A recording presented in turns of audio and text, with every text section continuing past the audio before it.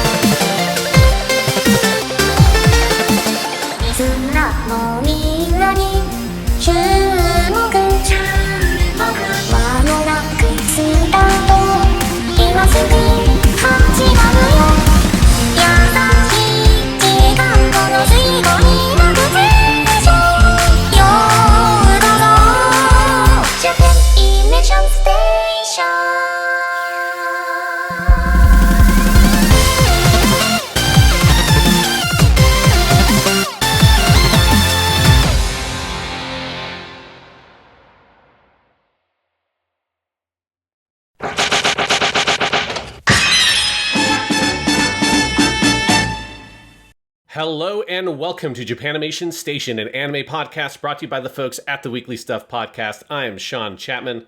And I'm Jonathan Lack.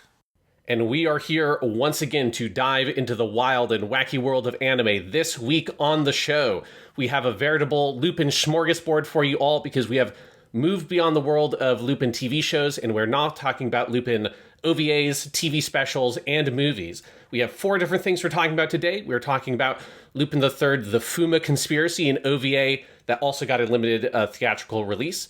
We are talking about the first TV special, Bye Bye Lady Liberty. We are talking about, I believe it's the 5th TV special, Order to Assassinate Lupin / Voyage to Danger.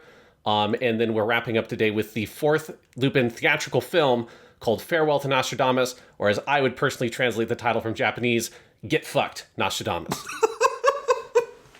It's Kutabare Nostradamasu, which I did look up on Jisho. The Japanese dictionary is drop dead, go to hell, fuck you, or shove it. So there is a Lupin movie you could just call Fuck You Nostradamus, or Sean, I think I like your title, Get Fucked Nostradamus, which I think is what we're going to have to call it. Yes, but a lot of stuff to talk about that I think is, some of this stuff is some of the best stuff we've watched. Some of it I think is a little bit on the weaker end. So we've got a variety of Lupin to talk about today. And a lot of interesting, we're looking at shifting voice casts, a lot of stuff going on with these 4 episodes, movies, whatever you want to call them.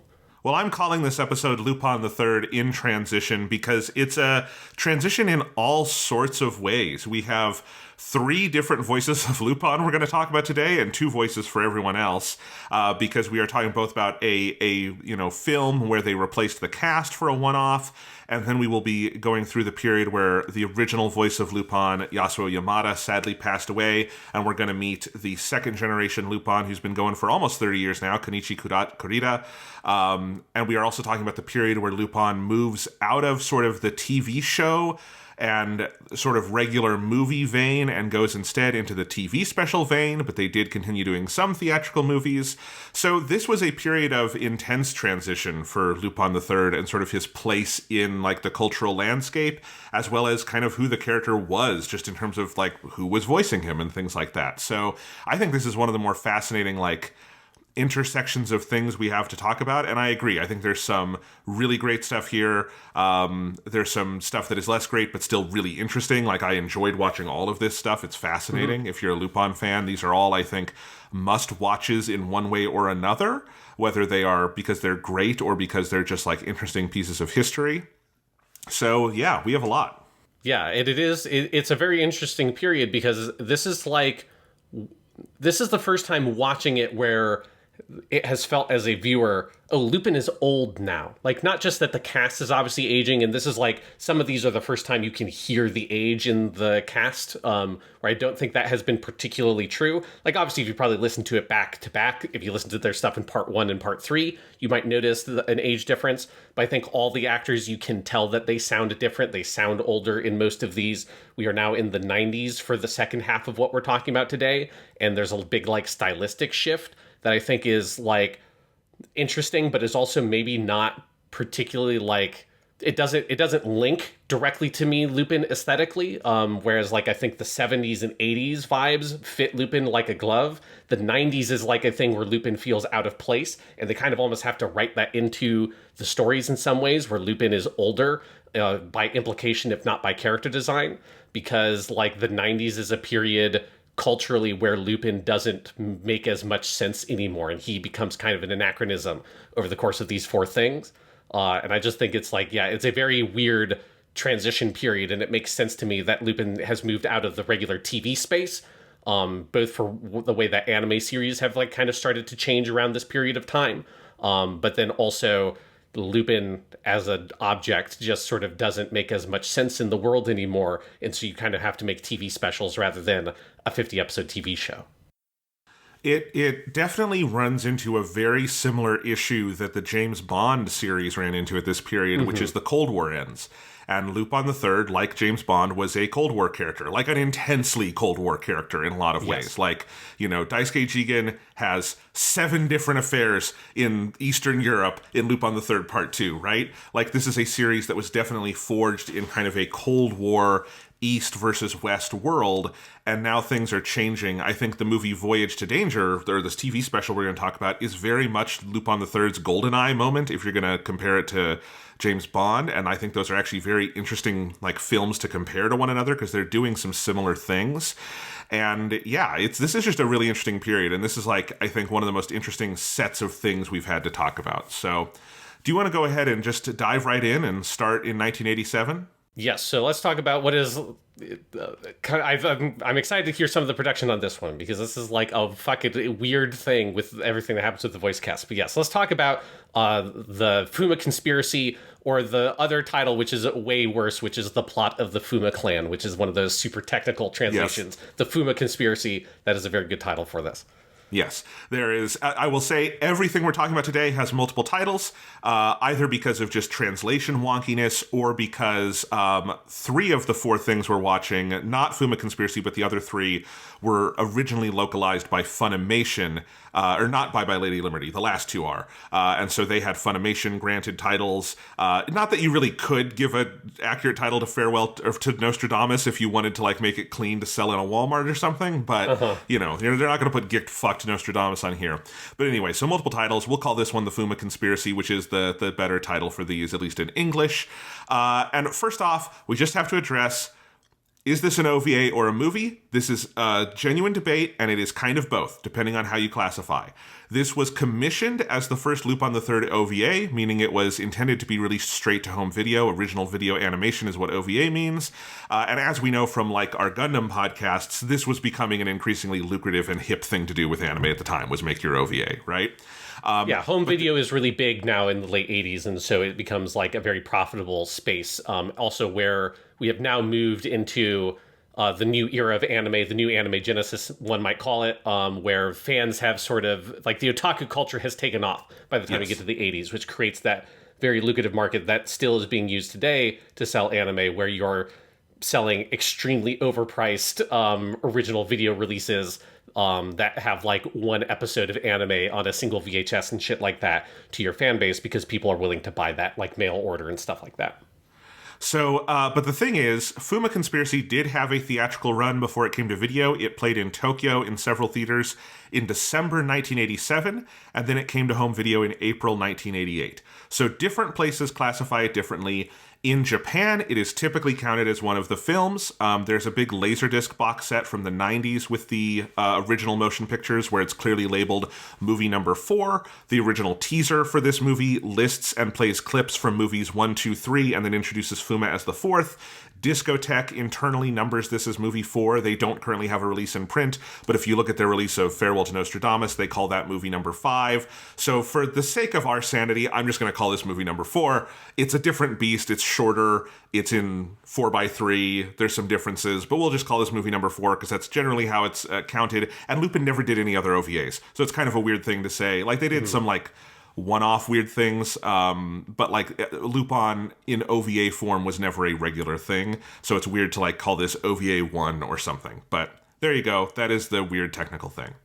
Was this, do you know, was this originally released as or for the OVA format? Was this 2 episodes? Because there is a weird point in the middle where there clearly feels like there's this is end of episode 1, now we're in episode 2, kind of transition that happens. Not that I know of. I wonder if that was maybe the plan. The length of it feels like it would have been 2 things. And I wonder if one thing to say, we'll talk about in a second, the animation in this is spectacular. I think it makes sense why this was elevated to a theatrical release, at least in Tokyo.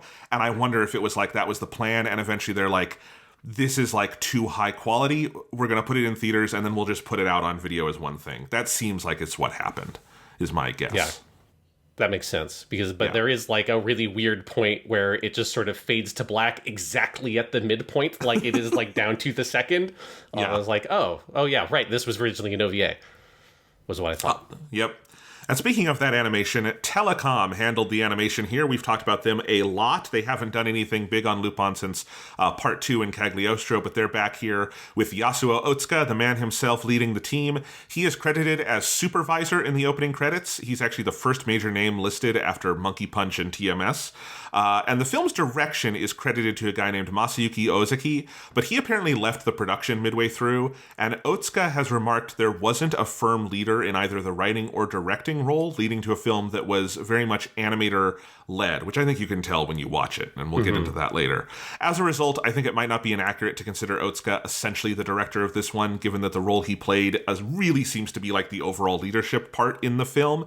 And I have even seen, colloquially, people say this is a Yasuo Otsuka-directed film, which isn't strictly accurate to the credits, but he is the first and last name in the movie, and I think there was some internal recognition of what his actual part was. So that's an interesting. And this is the last huge thing he did for Lupin. He has a small credit on Nostradamus. He has a small credit on, I think, Napoleon's Dictionary, which is one of the TV specials for mechanical design. And he later did the eye catches for the Elusiveness of the Fog special, which is where they brought back Kyosuke Mamo, the time traveler. But I believe this is his final sort of big leadership role in a Lupin production. Kazuhide Tomonaga, one of the most prominent key animators from Part 2, who moved to Telecom in that series' second half, served as character designer and animation director, and they were sort of the 2 leads here. According to Tomonaga and Otsuka, the Japanese setting for this movie, because this is a all Japan, all the time Lupin movie, was decided upon to let the animators draw upon their wealth of knowledge without having to do copious research, which was usually needed for all those international settings. They were able to do a lot of research, in Mount Fuji, in Kyoto, at Himeji, but these were local settings. They were able to go for much cheaper and quicker than fly into Paris or something, right? And indeed, the Japanese setting in this is quite extraordinary. The Japanese setting also informed the focus on Goemon, who is really our main character here. And I think Otsuka's influence is just obvious throughout this movie. This is very much a visual throwback to his work on Part 1 and Cagliostro, and to Telecom's work on that film and on Part 2. So Lupin has the green jacket again. He drives the yellow Fiat, which was Otsuka's actual car. There are a shit ton of car chases, which was Otsuka's favorite thing to draw. And the animation is the first thing and last thing to say about this movie. It is notably spectacular. It's incredibly fluid and detailed. If you just watch the opening credits, for a 73-minute movie, there is a definitively above average number of animators credited. It's kind of hilarious. So it is a gorgeous production, but the production quality didn't come without a cost. And this is where, Sean, we're going to go on a tangent because it's fascinating. All right? Yes. Because, just to start, didn't come without a cost. This movie does not have Yuji Ono on the soundtrack. It does not have real instruments on the soundtrack, and it does not have the original cast. It's a completely different cast.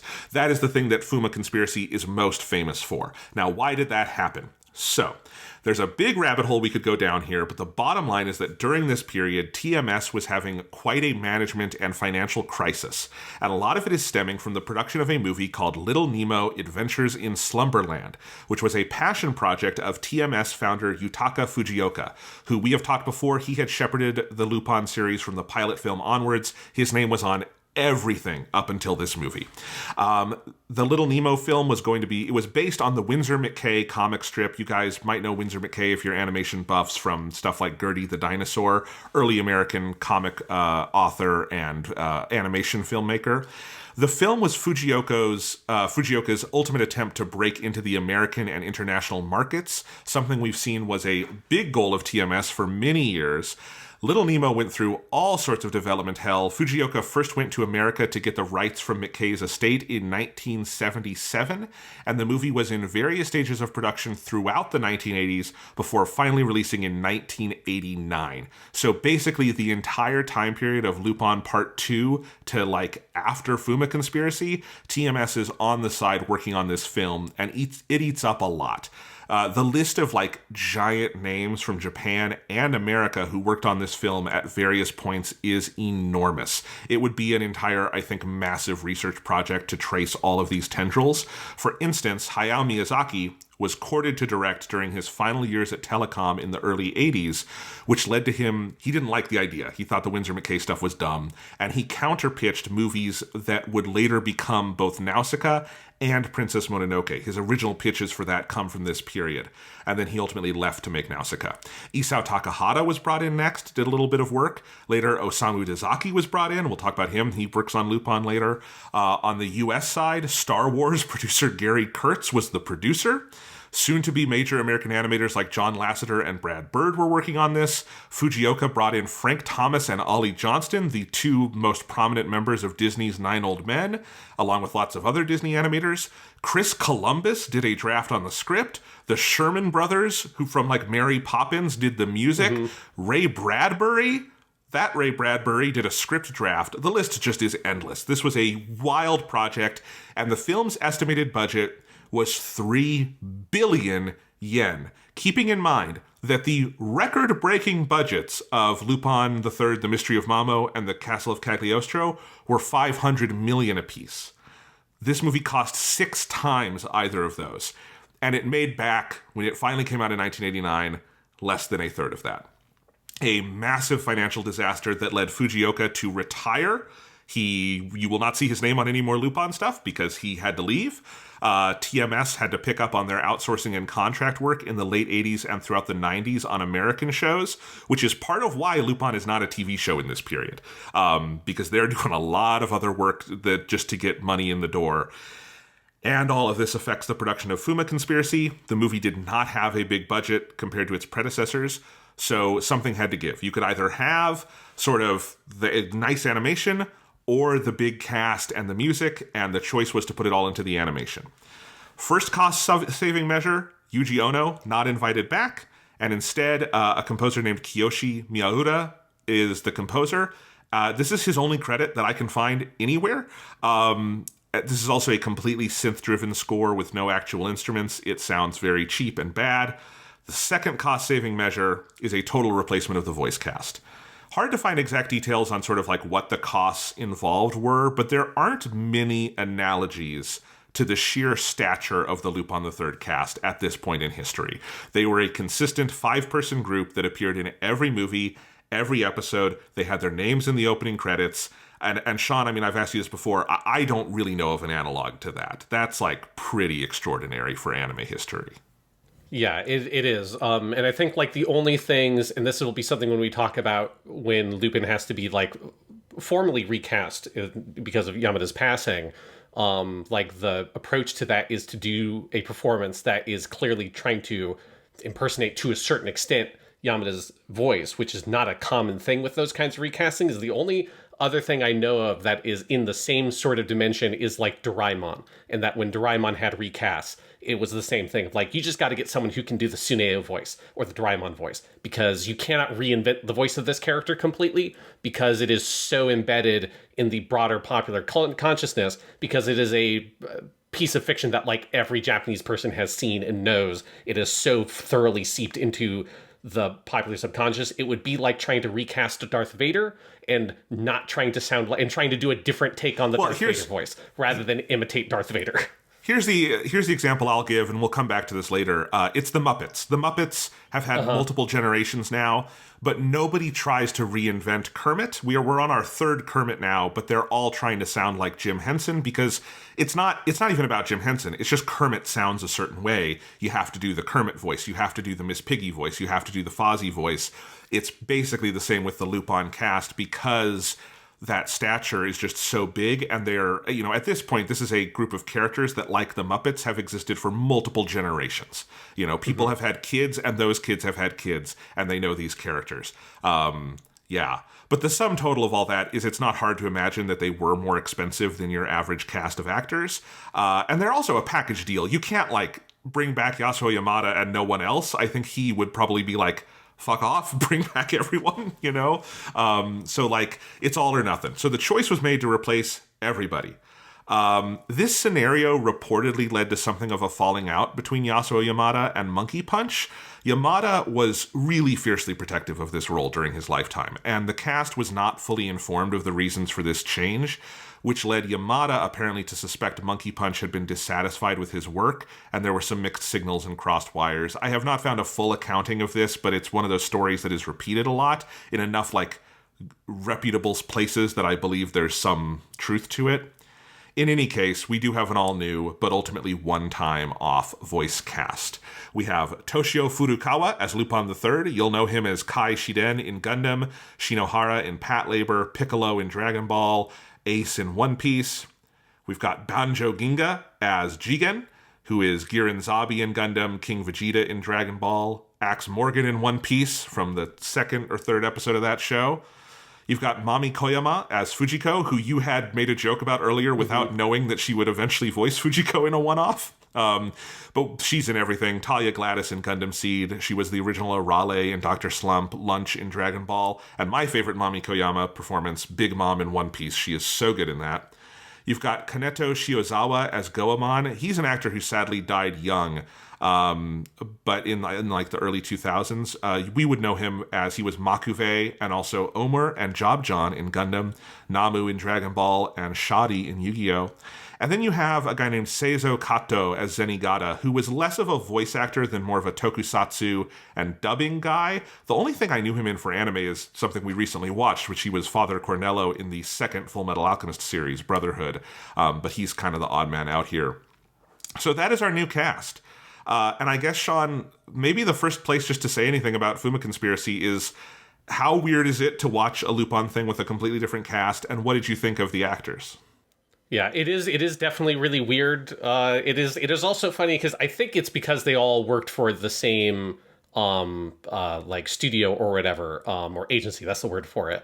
Because all these people are also Gundam people. Because one you missed here with Koyama Mami, she wasn't just in Gundam Seed, she was also Kaisilia Zabi in the original Gundam as well. So there's I didn't realize that. Very funny about all of the Lupin gang being from Gundam, and Lupin is Kai, and then all the other ones are from the Zabi side. And I think that's very funny.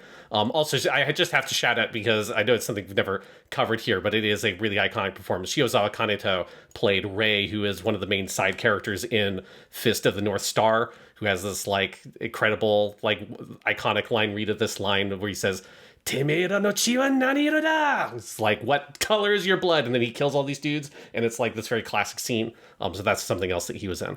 But anyways, yeah, so it's obviously it's a much more kind of anime people cast, right? That's one of the other things about the Lupin cast, is that they're not they're also mostly the other work they did was largely movie dubs, right? Yasuo Yamada was the Clint Eastwood dude. He's the guy who did all the Clint Eastwood dubs for all the Clint Eastwood movies. And so they're not, there's a reason why you don't recognize those voices if you watch a lot of anime, even a lot of older anime. So they didn't necessarily do it. And so it's I think that's one of the things that makes that Lupin cast feel very special, is because in the world of animation, it's not to say it's the only thing they ever did, but it's the big thing that they were known for. And it's something that was so attached to those voices. Whereas if you hear Toshio Furukawa playing Lupin III, well, you've heard him in a bunch of other stuff in either major roles or minor roles, because he's a voice actor who primarily does anime, right? And is very well known for that. So there's a very different feel to it immediately, not just because of the who they get, but just like the kind of actor that it is, they feel more like anime voices, which is like a weird difference. And it's a thing where the performances, I think, are incredibly hard to assess because you are so trained. We haven't even watched all the Lupin stuff. We've, skipped the majority of part 2. And even with that, like, still, you are so trained to expect these exact voices from these characters that it is really hard to get used to, because none of these performers are trying to do an impersonation, which is something I really respect. That none of them are going for, I'm going to do this thing that the original actor did. They're all doing fully original takes. Like, it feels like they have come to this material and they have treated it like, I'm going to do this like I would do any other role. I'm going to approach it fresh and try to give my take on these characters. And I think I think Toshio Furukawa is actually really good as Lupin. It takes a bit to get used to. And it's kind of a different vibe. But he works really well for me. I think Mami Koyama works really well for Fujiko. Fujiko doesn't have a huge amount to do in the movie, but I think she works quite well. I think probably the weakest one for me, unfortunately, is Ginga Banjo, who I love, but I don't think he fits for me, Jigen, overall. I think he's like... Ginga Banjo is such an authoritative sounding voice, and Jigen needs to be so relaxed that I don't think it fully works for me. But in general, I think like the cast is good. It's just like, it is so hard, even for me, to disassociate those voices. I cannot imagine what it would be like if you were living in Japan at the time, who had been following Lupin in real time for like the majority of your life, and going and watching a thing that doesn't have those voice actors in it, and it's a totally different take on all the characters. I can see why. I know that like people just broadly rejected this thing almost on just the back of, you cannot get over the voice actors, and I would totally understand that feeling. Yeah, this still is to this day the black sheep of this franchise in Japan, mainly because of the cast changes. I think you can even see the fallout of this when you look at how they handled the future recastings. So, like, I mean, obviously they couldn't do anything about Yasuo Yamada's death, but there is like a farewell to him in the Nostradamus movie. And obviously Kanichi Kurita is doing an impression to a certain degree. But then when everyone else leaves, Eiko Masayama, Goro Naya, and Makio Inoue, they all go at the same time. They have a final special called The Last Job. Then there was a handoff. Like, it was very, like, everyone knew it was coming. There was a goodbye, all of that. Kiyoshi Kobayashi stuck around the longest, but even when he left, he did a final OVA, episode 0 of part 6, and then handed the baton off to Akio fucking Otsuka, like, just to, like, let you know the stature of that role. That's who they had to get to replace him. So I think they did clearly learn a lesson from this movie's reception and about how you replace a cast this respected. I largely agree with you, Sean. The one voice that didn't work for me at all was Zenigata. I didn't think that fit. I think it's, like, too harsh and, like, almost mean a voice. Like, I think there were a lot of lines that I could imagine being very funny with Goro Naya, and this was just a very kind of shouty version of Zenigata to me. I think Furukawa is great. It is just this barrier of, I hear that voice and I hear a million other characters. Because I know him from so many things, and I don't automatically hear Lupin. Like, this is, I think, one of the benefits of the other Lupin voices is Kanichi Kurita literally has no other anime credits. The only anime he's ever done is Lupin III. Yasuo Yamada, very close to the only anime he ever did, right? So, like, you don't have another point of comparison. And I think with Furukawa, like, particularly, he just had other characters in this period, like Pat Labor and Gundam, that are pretty similar voices. And so it's hard to get over that, but he is good. It's a good interpretation of Lupin. I think the one who's most successful, I think, is Kaneto Shiozawa as Goemon, in part because Goemon is written as a 100% different character in this movie. Like, he is... Yes, that's true. The Makio Inoue character, and then later when Daisuke Namikawa voices him, he's a man of few words. Like, Goemon usually is someone who speaks short sentences. He's very abrupt. This Goemon speaks longer, more flowery, more heightened language. And Shiozawa was known for his sort of aristocratic roles. Like, Makuve is a good example of, like, the kind of voice he did. And he's great at that. And I think his Goemon is great. He's the star of the show. He's really good in this, in part because he's so different. You're never comparing him to anyone else. And then, Mami Koyama is just a supernatural Fujiko. It's a different voice than Eiko Masayama, but, like, it fits. She would. There's an alternate universe where she could have been Fujiko, and it would have been fine. She's very good. Yeah, but it is like, it's the kind of thing where I feel like if Toshio Furukawa had just been Lupin from this point forward, you would have totally accepted it at a certain point and been like, oh, this is really good. But because it's like, I felt like it was a thing where I got used to him as Lupin right when the movie ended, and then it was like, well, that's it. Because it's like, I think his take on the character is strong enough, and he's a good enough actor, that it's a thing that you eventually are able to accept. And then it's over, and you're like, oh, like I couldn't kind of get over it for the majority of the runtime, and it really kind of does just get in the way of the movie a lot. But yes, it is so bizarre. And one of the things that really exacerbates it, though, is that clearly the movie was never designed to be a thing where they're trying to introduce you to a new cast of these characters, because it just like jumps into it immediately. There's no, I mean, even compared to other Lupin things that aren't like having to do introduce new cast or something, it feels like it just doesn't give an introduction to any of the characters. Like the first shot that Lupin is in is not special in any way, in the way that most of the movies design like a really cool shot for when Lupin is revealed for the first time, and he comes in a little bit later, right? He's been crucified and then he's a vampire in in Mamo, or there's the whole big reveal where he was in the gorilla suit and then he's on the fucking motorcycle and the suit comes off in the third movie, in The Legend of Babylon. So usually for these longer stories, they build up to a Lupin shot, and here it's just like, oh no, they're all the characters just here at like Goemon's wedding he's having out of nowhere, and it's just starts so suddenly. You're given no opportunity to be introduced to these versions of the characters. Now, obviously, I think they didn't originally design it to be a thing where they had to introduce a new cast, so that makes sense to a certain point, but it does really hurt the beginning of this movie where you're thrown for such a loop when you're trying to like get used to the voices and trying to catch up with what the fuck is happening with the intro to this plot. Yeah, I would agree with that. And I guess maybe we should just transition then into talking about the movie itself. I think it's a pretty mixed bag of a movie. I think it is it is spectacularly animated, and everyone should watch it for that reason. It is a really good production. I think the script is all over the place. It very much, like what Yasuo Otsuka said about it being animator-led, it does ultimately feel like a set of scenarios that the animators felt would be cool to animate, and they are extremely cool. I don't think it works almost at all as a story. I don't think it has a real sense of tone.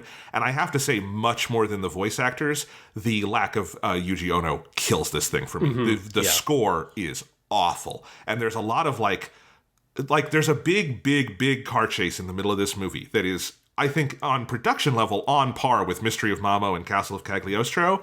Yeah. But when you have this rinky-dink little synth, it is the cheapest synth soundtrack you've ever heard. And when you have that instead of rockin' jazz, Yuji Ono jazzing it up with sax and everything else and piano, there's a dissonance. Like, I think if you were in some way able to replace the score for this one, I think it would be a significantly better movie.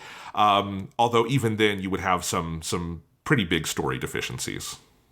Yeah, I think the Fuma Conspiracy is a testament, to the importance of Yuji Ono or a different, a really talented composer. Not to say It has to be him. Obviously, you also have Part 1, which is a different composer and style of music, and it works for that show. But you need, good music for your action sequences, or your action sequences feel really hollow. And I think this movie is also a testament to how important it is having some sort of strong overall directorial vision for something, like whether that's one person or a group of people. But the fact that you kind of say, it's sort of hard to identify who's the director on this, and it's kind of animation led, and Yasuo Otsuka is generally sort of the director, but there's no, this is the dude who made it. Like this movie and the next one we're going to talk about, directed by legendary anime director Osamu Dezaki, is such an interesting contrast, because the animation quality in this is better. It's better than anything we watch. It's better than the actual full theatrical movie thing that's designed as a full theatrical movie, Farewell to Nostradamus. But, it is outside of the big car chase in the middle, which I think it has a bunch of really interesting shots in it. It is so plain in the way it is directed. It's just the most predictable shot choices and angles and storyboarding and sequencing. Like, all that stuff is so generic feeling.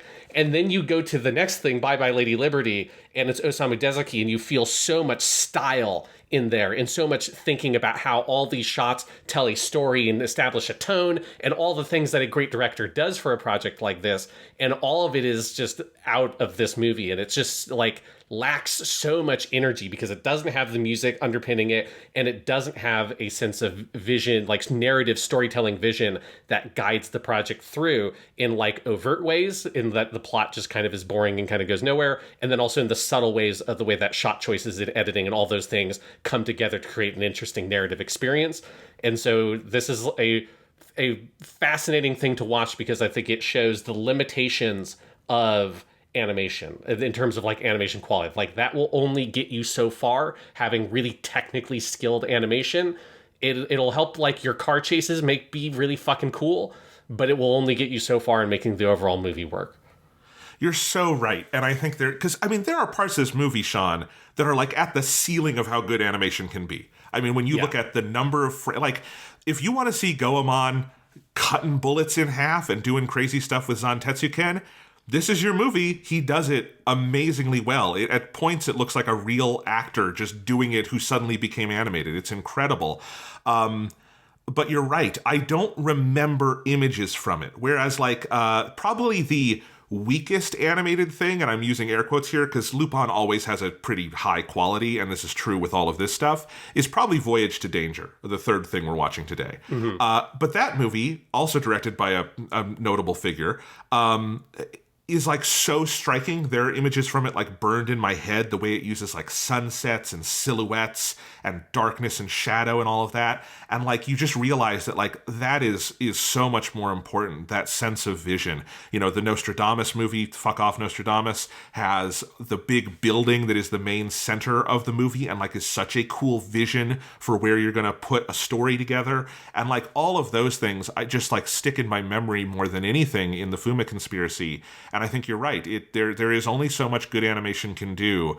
And you also, this is why you need like really strong storyboarding and a really strong sense of what like tone are you going for. You know, like Voyage to Danger has a really different sense of like the visual look and feel of the world than Bye Bye Lady Liberty, but they're both really cool visions of a world for Lupin to inhabit.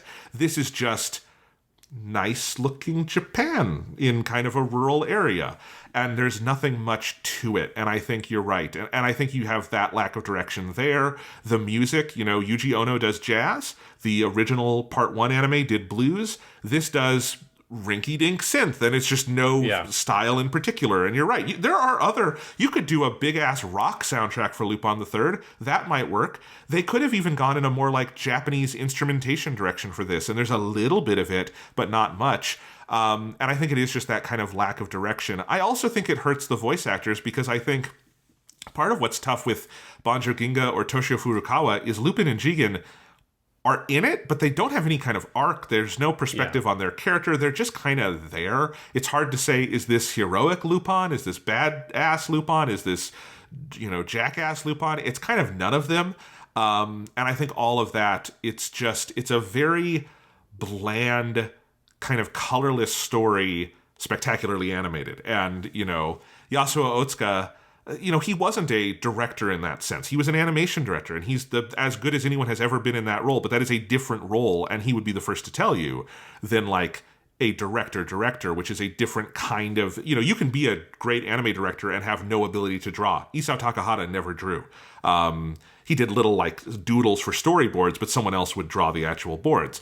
One of the greatest anime directors of all time, because he had a vision for things. So it's just, they're different roles, and I think you can see the lack of someone at the top on this one.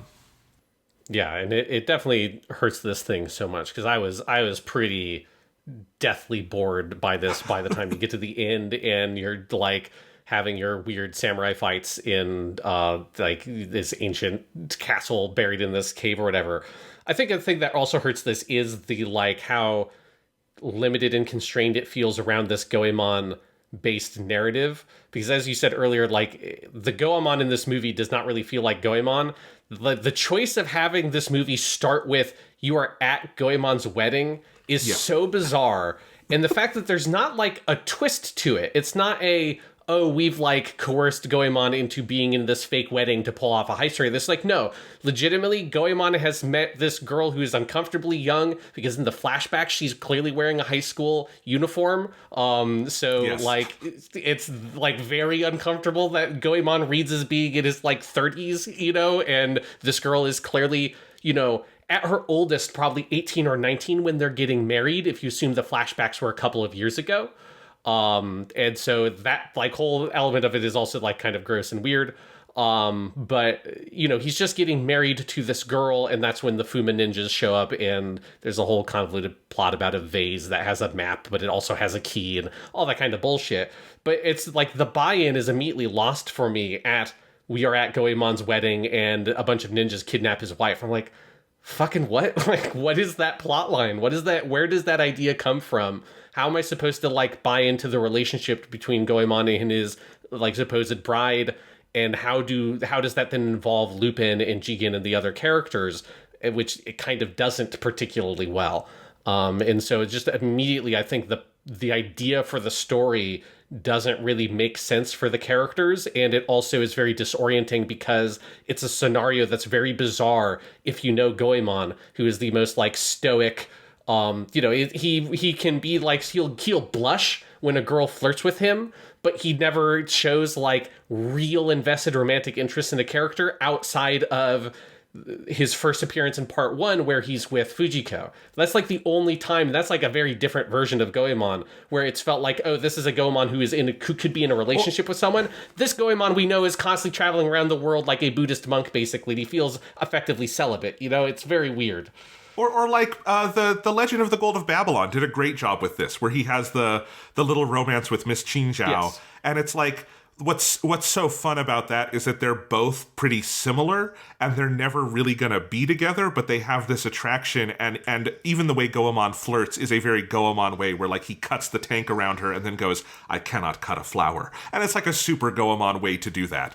There's no real Goemon touch. They just wrote a different character and called him Goemon, which is not the fun way to do this. Because, I can actually imagine a fun story where the Lupin gang has coerced him into a weird wedding plot. That might be very funny to do, but you would have a very grumpy Goemon, I feel like, who would be like not wanting to do it. There was something about when we get to Bye Bye Lady Liberty, and I heard Makio Inoue come in and just kind of grunt his way through a line, and I'm like, that's the guy. That's my Goemon. This is good.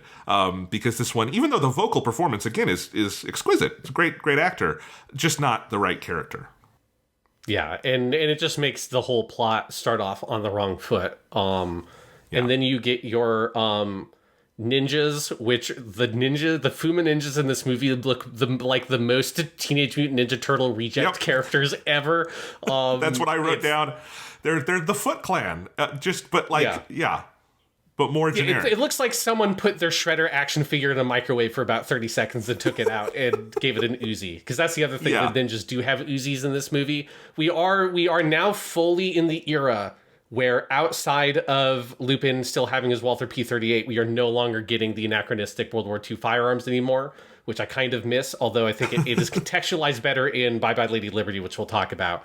But there's something very funny to me about the Uzi wielding Teenage Mutant Ninja Turtle ninjas running around, which, the Uzi is just, this is like, we're still in the 80s with this movie, and it's the most generic, like, 80s movie bad guy gun is the Uzi. So I just found it very funny that you still get the, like, incredibly detailed animation on it, right? It is clearly, you can tell, oh, this is an Uzi. Like, they have studied reference for how, like, the slide or whatever on the top of it goes back and forth when they shoot it, and all that detail. It's still a Yasuo Yamada thing. And all of these 4 projects have, like, incredibly exquisite gun animation and car animation. All kind of that is still there. But they have at some point decided we cannot possibly justify these ninjas having Nazi-era submachine guns anymore. We have gone too far. Which, at some point, that was bound to happen. But I'm looking through my notes, and it is just, all of my notes are about these exquisite moments of animation, and we could go through every one of them, and there really is a lot. And I think if you're interested at all in just how good character animation looks, you should seek this movie out. Absolutely. You know, there's this one shot near the end where Goemon is fighting sort of the heavy bad guy, and he runs at the camera, and like, I don't know if I've ever seen a shot of someone running towards a camera in anime where every part of their body is as fluidly animated as that like one shot. And there's shots like that all over this movie. But again, because there's kind of nothing connecting it, there's just not much to talk about here. I think Lupin VIII, the aborted space future show we talked about last week, had a more like cohesive vision of the Lupin gang and the story than this does. And that's, you know, that was a project that never even made it to voice acting. So, yeah. Yeah. Yeah. One voice acting note I do want to point out that I noticed is that the main bad guy is voiced by Masashi Hirose, another Gundam vet who's Ramba Rao. And I enjoyed that when it was like, I was trying to place the voice. I'm like, oh, wait, yeah, that's fucking Ramba Rao. Yeah, for me, I think with the animation, the main thing that stood out to me is that basically the thing that leads into the like episode break was what it feels like. Which is that big car chase in the middle, where there are two shots in particular that I thought were really nice, which they're very similar shots. One, which is, because they're both these like kind of locked in static shots. One at an outdoor bath where the cars all drive through. And so you just have this long static shot of watching the cars drive through and crash through the fence at this outdoor bath, and there's all these women bathing there, and they like jump up, and like one of them like kicks the car as it drives by. Yes. And there's so much like detail and moving pieces in the image as it's this really pulled out shot. And then you have a similar one later in that same chase that's in a hallway of a Japanese inn with all the like, you know, hostesses of the inn, like washing the hallways, all that kind of stuff, and the cars break through, everyone has to get out of the way. And like those kind of shots are really, really well done and are the kind of thing that like you should go on Sakuga Boru, the like GIF anime website basically, and just look at those GIFs because they are fucking spectacular. I like the idea of the shot of this kind of more distant locked in shot that you just get to like kind of take in the tableau of all the moving pieces and the intricacy of the animation. It's so gorgeous. But it's also that kind of thing where it's a really gorgeous shot that doesn't do like none of that stuff really builds the storytelling of the sequence. None of it builds like the tension for the characters. There's no like motivation for it. That whole chase is so disassociated from everything in the plot because Zenigata has nothing to do with the plot. But they commit a lot of time to Zenigata chasing Lupin in the first half of the movie. So it's like from a storytelling point of view, it doesn't do very much, but from an animation point of view, those were the two sequences that I put in the back of my head. Like I need to shout that out on the podcast because I did like rewind and just watch those parts again and just like look at different areas of the image to tell you there's just different things happening in it. Really, really good. It's just the problem is that it's very much the sum is lesser than the parts don't add up to a greater sum or whatever the fuck that expression is. And all the individual pieces of it may be really good for the animation, but if you don't have a vision for the story overall it's trying to tell, like I was kind of exhausted by the movie by the time I even got to that sequence because I had lost track of what was the motivations and what was the story and like what is even happening in this. Well, there's some cool car chase. I'll kind of pay attention to that. It's like, okay, now we're just back to nothing happening. And that was kind of my experience with the Fuma Conspiracy. Yeah, I mean, it's a solid 20 minutes shorter than anything else we're watching, 30 minutes shorter than Nostradamus, and it feels longer than any of them. Like, it definitely was more of a drag than these other three things to me. Yeah, that's how I felt as well. Yeah. But still an interesting piece of Lupin history. I would love to see a higher quality version of it. Like, one note is this has never come out on any kind of high definition format. The last DVD release, or the last home video release at all in Japan was a DVD in 2003, 20 full years ago. So, like, just to give you a sense of Japan doesn't really like this movie. Discotheque did have a DVD of this way back in like 2007 when they were just getting started, but it's very out of print. The way we watched it was a fan group, Carvioso plus Jet Force, put out a really cool torrent release of the film while we were making this season that collected all of the discotheque material plus some other good stuff. They used a video master that was mixing sources from an Italian DVD, a laser disc, just to get like the best quality. And it is as good as I think you can get in standard def. I would like to see this movie with like a proper like restoration from the original film elements on Blu-ray. I think that would be worthwhile, and I hope TMS does that one day. For now, I would track down that torrent if you want. Again, Carvioso, Jet Force, Google that, and Fuma, and you will find it, and it's great. And I congratulate them on putting that out. But yeah, not as just a, is this a good Lupin thing? Not particularly. Yeah, and I would say it's like one of the weakest things we've looked at overall on the season, which is sad because, again, clearly so much hard work and talent went into making the animation, but it's like that animation needs to be directed towards like a clear overall purpose for it to like really have the effect it needs to have, and that's just not there. Japanimation Station.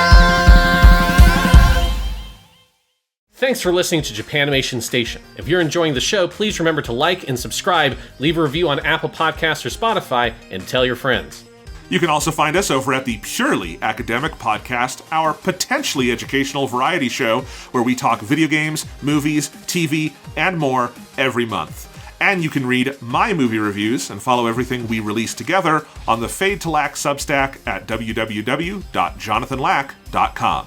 And now, back to the show.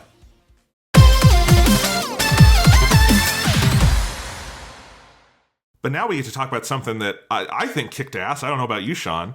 Oh, yeah. I think this is probably up there for me with Mamo and Cagliostro as one of the best things we have seen is Bye Bye Lady Liberty. Yep, so we are talking about Bye Bye Lady Liberty, or its original Japanese title is Bye Bye Liberty Crisis.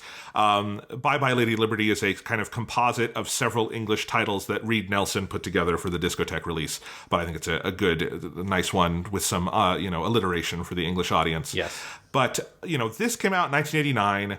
So we have had nearly a decade of experiments for Lupin. Remember that Part 2 ends in 1980, so we are almost a full decade later. We've had pink jackets, we've had green jackets, we've had OVAs, we've had movies, and none of these were particularly successful. Part 3, Legend of the Gold of Babylon, Fuma Conspiracy, these, like Part 3 did not do bad. It just was, it had all those preemptions and all these things. So TMS decided, all right, fuck it, let's go back to basics.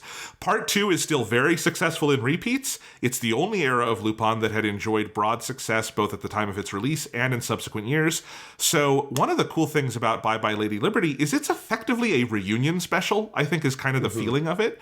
You've got the original voice cast are all here. Yuji Ono returns with a notably higher music budget than the next couple things we're going to watch. Like, the music here just slaps, and he has all of his original themes back because this aired on NTV, so he can use everything he's written. The red jacket is back. The tone, I think, is striking more of sort of that Part 2 balance, and it worked. This was a TV special.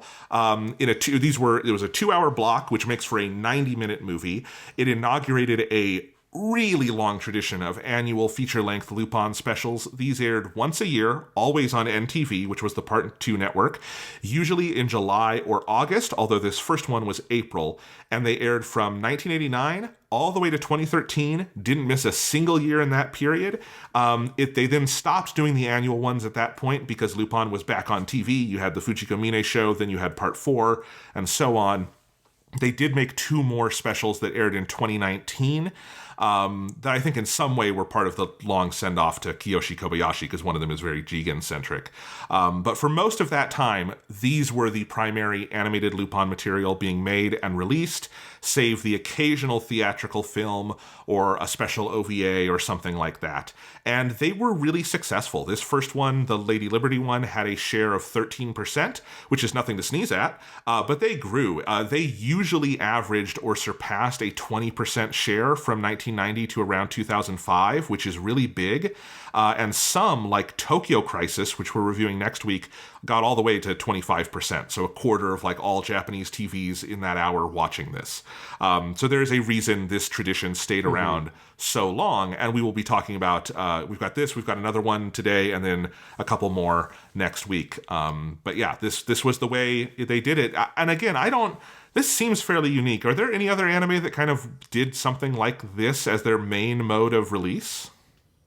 Oh, as the main mode? I don't think so. I mean, it reminds me a lot of like, these aren't TV specials, but they're movies of like Doraemon does like a movie a year, Cran Shin-chan does a movie a year, Detective Conan does a movie a year, but they also have like their TV projects that go simultaneously. But this feels like stylistically it's similar to that, which all those things start kind of around the same time. I think some of the Doraemon movies, that's like more like the mid to late, well, this is like the late 80s. Yeah. So it's like all around this time is when you start getting these kind of like this yearly tradition for some of those really big, like iconic Japanese anime, like iconic for Japan.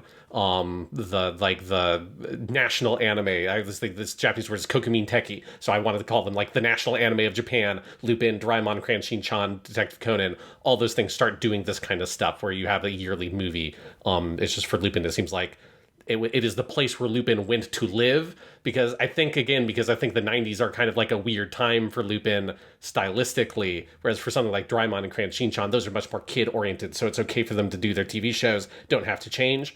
For Lupin, I am not surprised that they couldn't kind of figure out what is a Lupin TV show in the 90s look like, so it makes sense that they just go to the TV specials being the only mode it's on TV for a while. Yeah. So let's talk about who made this special. We've got Osamu Dezaki directing. About as storied a director as there is in Japanese anime history. Lots of things we could cite here. I mean, he did the original Aim for the Ace. He did there's this Treasure Island show he did. He did Tomorrow's Joe. Just a ton of early anime hits. He's from that like generation that started working on Mighty Atom, Astro Boy, all of those people, you know. He does also have some Lupin roots. He did do some storyboards back on part 1, and he did stick around in this mode for a while. He did the first 4 specials, and he did the 7th special, the first one made after Yasuo Yamada's death. And he also storyboarded this film under the pseudonym Makura Saki. And you can very much tell it is an Osamu Dezaki production. He's got lots of his touches, like his love of Dutch angles, and especially what's called harmony, these moments where you kind of have the image go still and stylized on a final shot with a lot of extra detail. And how they would do that is you would take the last cell in a shot, give it to the background department, and have them add all these painted touches to the cell. And that is a Dezaki special, and it's all over this, and it's lovely. Yeah, no, it is a very Osamu Dezaki movie, which, yeah, I mean, he just did some of those, like, all-time great foundational anime, like Ashita Joe or Tomorrow's Joe. The Rose of Versailles was one of his. And, yeah, it is, you can feel just immediately, like literally from the very like first second where this movie opens with this cool stylized sequence of all these like computer banks with floppy disks coming in and out in like hard drives and spinning disks on hard drives, and this like weird funky computerized Lupin on like a stylized CRT image, like them animating it like it looks like it's animated on like a slightly broken CRT and stuff, because the computers are a big theme in the movie. And just, I remember watching that and getting that sequence. I hadn't remembered who was the director for this specific movie. I knew that we were watching something that Dezaki had made. And as soon as that played, I was like, okay, thank God, after the fucking Fuma Conspiracy, already you can feel such a clear artistic vision coming through in the first 5 seconds. And then that sustains throughout the rest of the film, where you just get some of these shots with really interesting perspective, because it's not just like Dutch angles. There's some shots where you're like, looking at it as like, I don't think I have literally ever seen anime where you have a shot that's like up this far from this angle and the camera's tilted, and it's like, there's like a lot of really fascinating shots, as you say, like the harmony stuff with the very stylized kind of painted anime cells that it like freeze frames on. Like all that stuff is here, and it is exceptionally well directed. Oh yeah, it's definitely, this is right up there with some of the other, you know, as you say, I think on a directorial level, Cagliostro, Mamo, there's a vision to this that's very heavy. This was written by Hiroshi Kashiwabara, who wrote several episodes of Part 3 that we watched, and he became the dominant Lupin writer in this period. He wrote each of the first 5 specials, including the next one we're watching. He wrote the next 2 movies, or co-wrote Nostradamus and wrote Dead or Alive. So 3 of the 4 things we're discussing today are Kashiwabara. He also co-wrote the 7th special, and then solo wrote 12, 12, 13, 15, and 18. So he did a ton of these. He was a big TMS guy, also wrote on Detective Conan and Cat's Eye, which have now both had crossovers with Lupin, all of those. And then Noboru Furuse was the character designer and animation director. Really prolific animator on all sorts of things, but his only Lupin work before this was key animation on Mystery of Mamo, but he went on to do several specials in this era.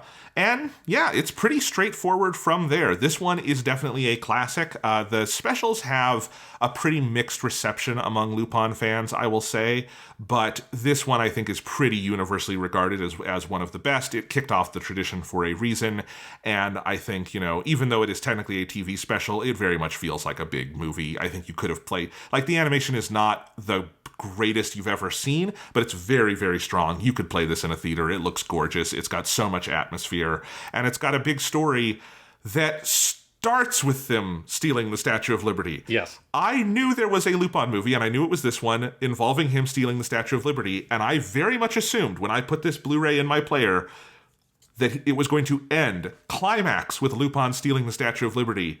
No. That happens 23 minutes into this movie, and we're just getting started. This is proper Lupin wacky goodness, and I love it. Yeah, because I agree with you that when you said that you could put this in a movie theater in terms of the animation quality is good enough that it would pass muster there. But this is one where I feel like, this is like that Twitter joke of like Osamu Dezaki understood the fucking assignment. This is a TV special because it's got like commercial breaks built into it. And it's a thing where, every 10 to 15 minutes, something fucking huge has to happen. A big action thing has to happen, a big plot twist. And that's so how it's designed. Like, it is one, like, if you're thinking about this in the era of live TV and where someone might tune in 15 minutes late, halfway through, something like that, and where you need to design your thing to catch that viewer's interest and allow them to like get invested in the story and the characters and just go with it and follow through. Like, this is one of the best design things I've seen for that specific format ever, because it's fully coherent and it works and it is paced really well for you just start it from the beginning and you watch all the way through on a modern Blu-ray and there's no commercials in it or anything like that. But you can also see how at any point you enter the story, something interesting is happening that's going to catch your attention. And so that's why Lupin stealing the fucking Statue of Liberty happens at the end of the first act of the plot and not at the end, which is fucking wild. Like, that's crazy. But it's so that you can have like a big adventure at that point, and then the plot can move into a different mode and then build to another mini climax and to another one and another one. And it's just, the pacing of this movie is so fucking ferocious that it's delightful. Like, you just keep on watching the movie to see it like one up itself. Like, what thing are you going to come up with next? Like, what crazy thing is going to happen? Where's the plot going to go? And it's just so incredibly entertaining on that level. It is the exact opposite as the Fuma Conspiracy. Where the Fuma Conspiracy, I could not wait for that to be over. This, I never wanted it to end. I just wanted, it's like, no, it's like, I don't want it to go to black and play the end credits. Like, just fade to black and come back up and something wacky new happens. Like, we maybe have averted the nuclear fucking crisis, but now aliens have invaded. And how are we going to deal with that? Oh, we need to fight them with the Statue of Liberty. I don't know. Like, I just want to see it keep going. I think you're so right. And I hadn't thought of it that way, but I think that's a great observation. It makes sense that Osamu Dezaki would be the guy to do this because he is a TV auteur. He's a proper, Yes. kind of like Yoshiyuki Tomino. He's someone who has made some movies related to his TV work, but he stayed in TV his whole career. He never did the Miyazaki thing of leaving and never coming back, right? And so he understands this medium. I think you can feel that there. And you're right. And I think this, part of why this feels like such a throwback to part 2, beyond the Yuji Ono and the red jacket and all of that, is just that it has that energy of anything could happen. And part 2, both within episodes and from episode to episode, the fun is there's so much variety. There's so many things that could happen. And within this special, you do just have like you go to a billion different locations. You go basically all over the United States. That's one thing I like, is that this is a globe trotting, but really country hopping. Like you go to the Grand Canyon and you go to New Orleans and you're in New York, and you go all over the United States with that. And you have different locations and you have different action sequences. You've got all of the Lupin gang, including Zenigata, used really, really well. It's just an absolute blast, and very much feels like, kind of getting the gang back together and doing a proper, like, kind of Lupin family reunion. It's really, really good on that level. Yeah, it definitely, it has that reunion feel. And a part of it is also, this is what I was saying at the kind of top of this episode. This was the first Lupin thing I feel like we've watched where it, like, self-consciously, Lupin is old as a thing now, right? Yeah. The character has not yet necessarily been drawn to be old, but you do feel the age in the actors at this point. It's 1989. They have been playing these characters for like almost 2 decades at this, 2 full decades at this point. For Kiyoshi Kobayashi, 20 years exactly, because the pilot film is 69. So he's been doing it exactly 20 years. Everyone else about 18. Yeah. Yeah, so you can start to hear the age in a lot of the actors, and they have designed this plot where we have had the, like, Lupin versus the computer is one of the stock Lupin plots. It's like the Star Trek, the original series, always loved to do. What if aliens were the root of, like, ancient gods on Earth? And they did that, like, 3 times. Well, Lupin likes that. Every TV show has to have a couple of the, what if Lupin had to fight a computer? But this one, it's not just Lupin has to fight a computer. They really think about, like, how does Lupin contrast with the modern world? And this is a Lupin who has retired at the beginning of the story. And he's with Judy, some, like, weird, girl who's he's shacked up with, and Jigen's trying to get him back in to do another job. And Lupin's reluctant to do so, and then eventually kind of gets pulled into it and has to do the job to, like, pay off his fucking debts or whatever. And so this idea of a Lupin who's been out of the game for a while, he's sort of given up on it because, all of my data's out there. Like, I can't deal with, like, the modern digital world that we live in anymore. And so that's how he kind of has to get pulled back in, and then is seduced by the idea of this computer virus that will help him erase all that data so that he can go back to his regular antics and not have to worry about any of that shit. And that's just such a great way to design this plot that then is contrasted with the villains are built around the same motif, because the villains are a like sinister version of the Freemasons called the Three Masons, which is the fucking most hilarious thing in the world. I also like to think this is a little bit of a Seijun Suzuki nod with the, like, number 1, number 2, number 3 thing, like from Branded to Kill with the assassins. But you've got the 3 top Masons of the Three Masons, which is an ancient Freemason-esque cult with, like, an ancient 100-plus-year-old sorcerer or some shit who leads them. And he's number 1, but then number 2 is this young woman, Isabel, who's also, like, a computer genius who made the computer virus that's like a magic computer virus, basically. And so that contrast of this kind of old world kind of thing, this older anachronistic sensibility, which is also what Lupin is this man out of time. Lupin is fucking Austin Powers at this point, and that he's still going around being the 70s dude in what is relatively recognizable, more modern society, with, like, a relatively changed attitude towards women and, like, what it means to live in society and those kinds of things than where Lupin comes from traditionally as a character. And so contrasting that with the digital and the technological and having the villains be built around the same motif, this is also where it really works for me, that Lupin still is using his Walther P-38, but all the villains have, like, fucking modern assault rifles, and I think there was a TMP in there from Resident Evil 4, because I was like, I think that looks like the Resident Evil 4 submachine gun. And there's, like, a lot of modern, for then, in the late 80s, modern firearms, contrasted with Lupin and Jigen are still using their very anachronistic, older, early 20th century pistols at this point. And that all that stuff, like, fits into the plot and the motifs and the ideas in the story. And I loved that part of it. It just felt like they really thought about building something, understanding that Lupin is an old thing at this point. It has aged. Like, the world has moved beyond Lupin. How do you deal with that? And they incorporate into the plot in an elegant way. I think that's very true. And it is, it's something that the series is going to have to deal with a lot, particularly once I think it enters the 2000s. And I've seen some of the modern stuff that, like the Fujiko Mine show that Mari Okada wrote just does it by making it a 60s period piece, which is one way you can do it, And this is very much kind of keeping with the times, because this is also like late 80s as fuck, and I love it. Just the way it uses computers and everything. It's very smart, but it is also very much, you can tell kind of the cultural moment it comes from. But yeah, all the characters I think are really on point, particularly Lupin. And yeah, I think you're right about identifying, sort of that thematic through line that is really fun and interesting. It also just leads to so many good moments early on. I love the depressed Lupin in his apartment, drinking milk out of the carton.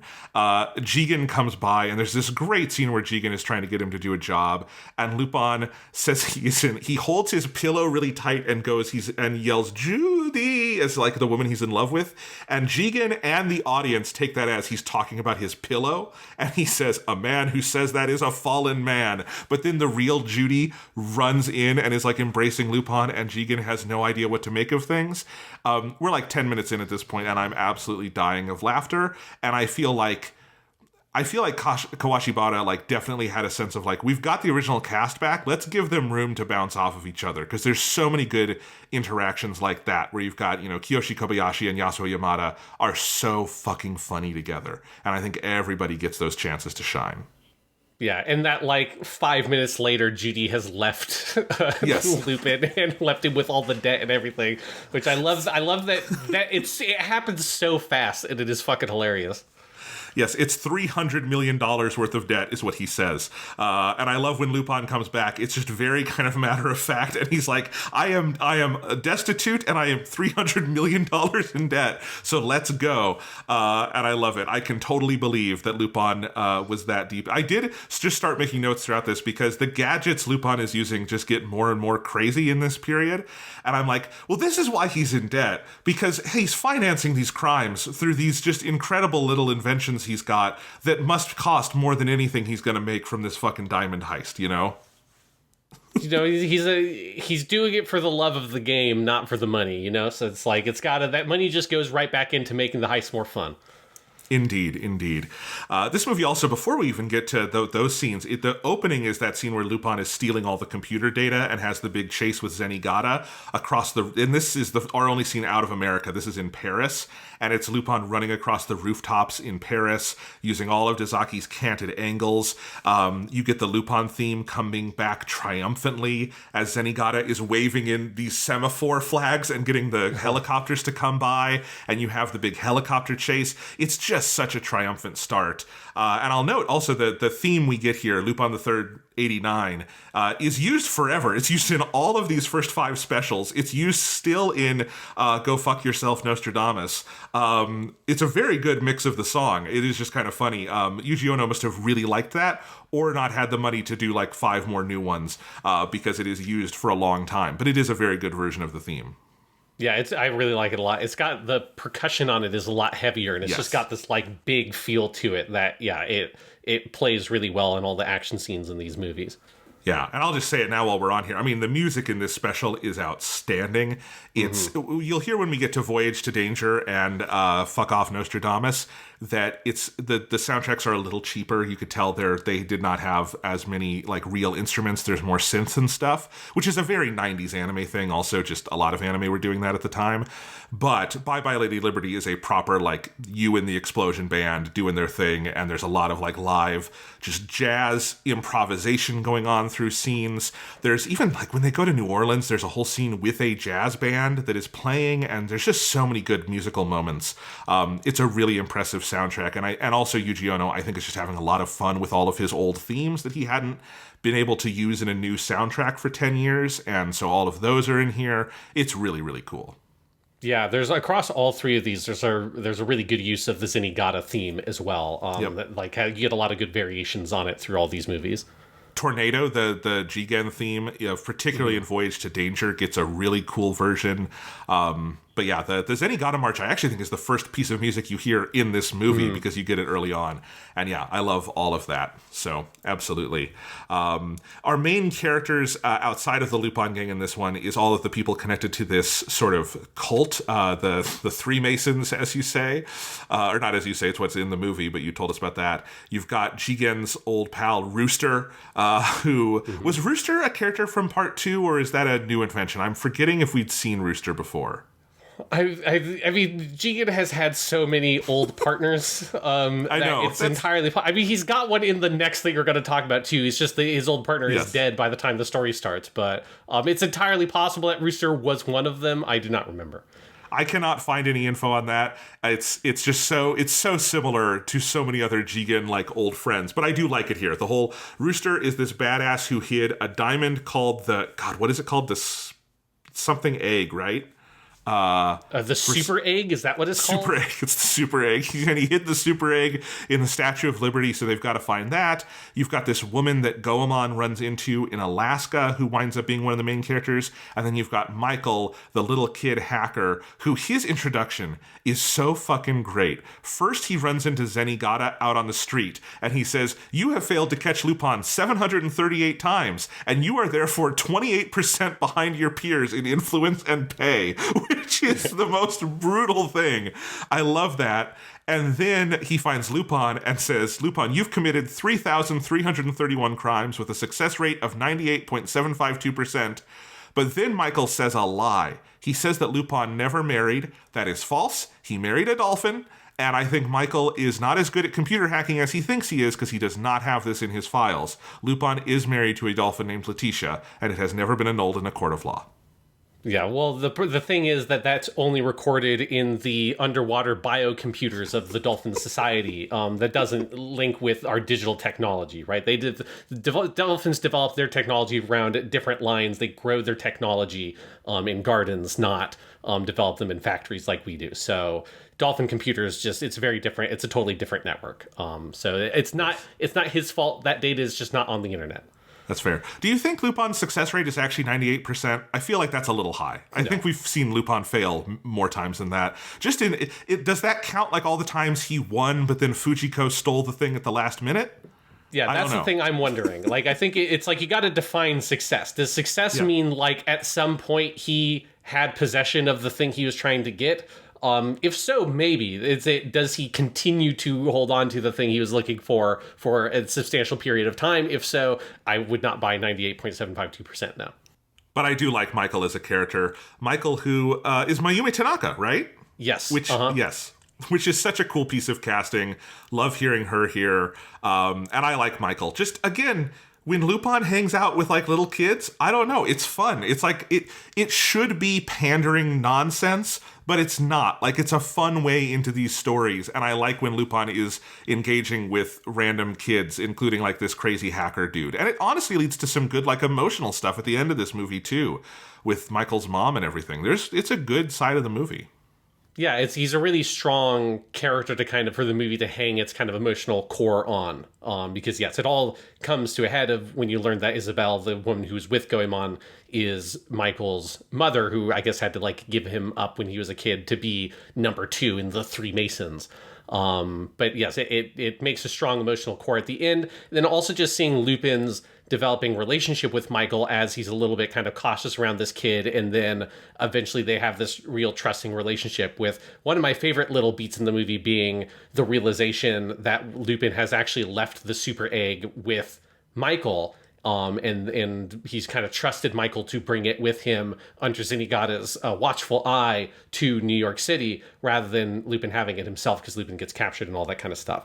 And there's just like a good moment when they're finally reunited, and it's like you feel the bond between those two characters. They do a good job of developing that throughout the film. Absolutely. Yeah. But the main lady of the movie, of course, is the Statue of Liberty. And there are so many good lines of Lupin or Jigen or someone basically like objectifying the statue and talking about like, I've got a date with it's the line that I love is, "I can't just ignore a lovely lady with a big diamond." That's in the scene where Lupin and Jigen are deciding whether or not they're going to do the job. That's this beautiful scene at night where they're sharing a smoke and they're just talking about, like, after Rooster has died that they have to try this, you know? It's so many good shots in this one. But yeah, they steal the Statue of Liberty by running up on top of it and attaching a big-ass balloon from, I assume, Lupin's balloon guy, who I assume is very wealthy at this point, Lupin's balloon guy. I think that's where where do you think the $30 million in debt, that's not to like the mob or anything, it's $300 million. That's all balloon guy, you know? I mean, this has got to be, by several orders of magnitude, the largest balloon ever constructed by humanity. Obviously, also, it would, you know, not be able to lift the fucking Statue of Liberty. That's fantasy. But it is a, like, it eclipses fucking Manhattan. You know, like, Manhattan goes dark when the balloon fills up because it's so huge. It is a giant balloon. I also want to know how the fuck they steer the balloon to then, my favorite plot point of the movie, when they hide the Statue of Liberty inside the Grand Canyon, which is the best fucking plot ever. When I realized that that's where they were going with it, I clapped, because it's that idea. What's the two of the most iconic landmarks in America? The Statue of Liberty, the Grand Canyon. One of them goes real high up in the air. One of them goes real down in the ground. It's a match made in heaven, baby. Like, just got, if you want to hide the Statue of Liberty, where better place to put it than inside the Grand fucking Canyon? Also, clearly something you would not make if you lived in America and had a sense of how far those two things are apart. Or how many people every single day go to the Grand Canyon as a tourist attraction and look into the Grand Canyon and, like, throw coins in there. Like, there is no way that would go unnoticed. It's like the Grand Canyon is one of the most conspicuous places in America. It would be like trying to hide something behind, like, the Niagara Falls or something. It's like, no, dude. You probably want to go to someplace that is really, like, inconspicuous, that not a lot of people traffic, not one of the most popular tourist destinations in the entire country. Oh, it's so good, because it is so, again, it's 23 minutes into the movie that they are literally, like, they are flying away. Lupin is singing "Bye Bye New York" as we're flying away on the statue. There's that shot where Fujiko has been putting the moves on Jimmy, number 3, and she's in the plane, and she sees the statue flying away outside the window of the plane, and apparently they flew that thing 3/4 of the way across the United States to the Grand Canyon, set it down and hit it. I love how fluid it is. It's like it's just the next step in the heist is we have to get the Statue of Liberty out of there, and they just do it, and it just goes on this pure cartoon logic, and there is no friction to it whatsoever. We have to get the super egg. It's in the Statue of Liberty. We got to take the Statue of Liberty. We got to hide the Statue of Liberty. Where do you do that? Grand Canyon, baby. And we just go with it, and that is the most Lupin III thing in the world, and I fucking love it. Yeah, it's so funny. Yeah, and I had forgotten about the Fujiko moment when she looks out the window and is like, Lupin! That's just absolutely ridiculous. But then it also leads to, you know, so you have your big crazy heist, but then you have, like, a series of really nice quiet moments of Lupin and Jigen and Michael the Kid. They've got the Statue of Liberty. Now they need to figure out how, like, where is the super egg? It's been hidden somewhere on the statue, and there's like some quieter moments as they're, like, basically camping out in the Grand Canyon. And then eventually the sun comes up and it catches the torch, and the torch reflects the diamond and, like, creates this, like, artificial sun kind of effect off of it. And they realize that that's where the super egg was hidden, was in the torch. And it's like, those are some of the best shots in the movie of them all looking up as this, like, blinding white light is emanating from the Statue of Liberty's torch. It's really good. Oh yeah, it's every shot there in the Grand Canyon is Dezaki and everyone else just having a field day with, like, the animation possibilities and the framings you can do, because it's so cool. I mean, the other thing I love is that once they get it, they just leave and, like, give the Statue of Liberty back. And so the Statue of Liberty is back in its spot by the end of this movie, by the climax of this movie, yes. Which is hilarious. Not only is the end of this movie not them stealing the Statue of Liberty, they've returned the Statue of Liberty before the action climax begins. No, I mean, you've also got Zenigata through all of this looking for Lupin, and I love all of that. And he actually is the one who intuits they must be in the Grand Canyon, because he's got his... They're talking about the computer, and Zenigata says, "My gut pewter is better about finding Lupin." That whole line is great. This is also where you've got Goemon up in Alaska, another part of America that we go to, which is where he meets Isabel. And there's a lot of good Goemon standing on top of trees, fighting helicopters kind of stuff in this movie. I think Dezaki has a very good sense of the iconography of Ishikawa Goemon and doing really good stuff with that, but also having him trying to keep it together side Isabel, who he's attracted to, but of course will not admit it.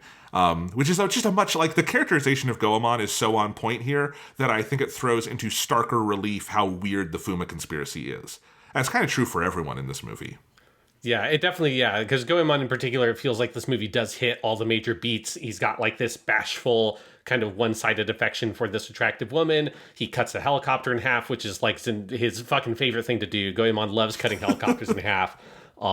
He gets a lot of good stuff at the end of the movie where when Isabella has been shot and he just like immediately jumps out of the elevator and goes into action.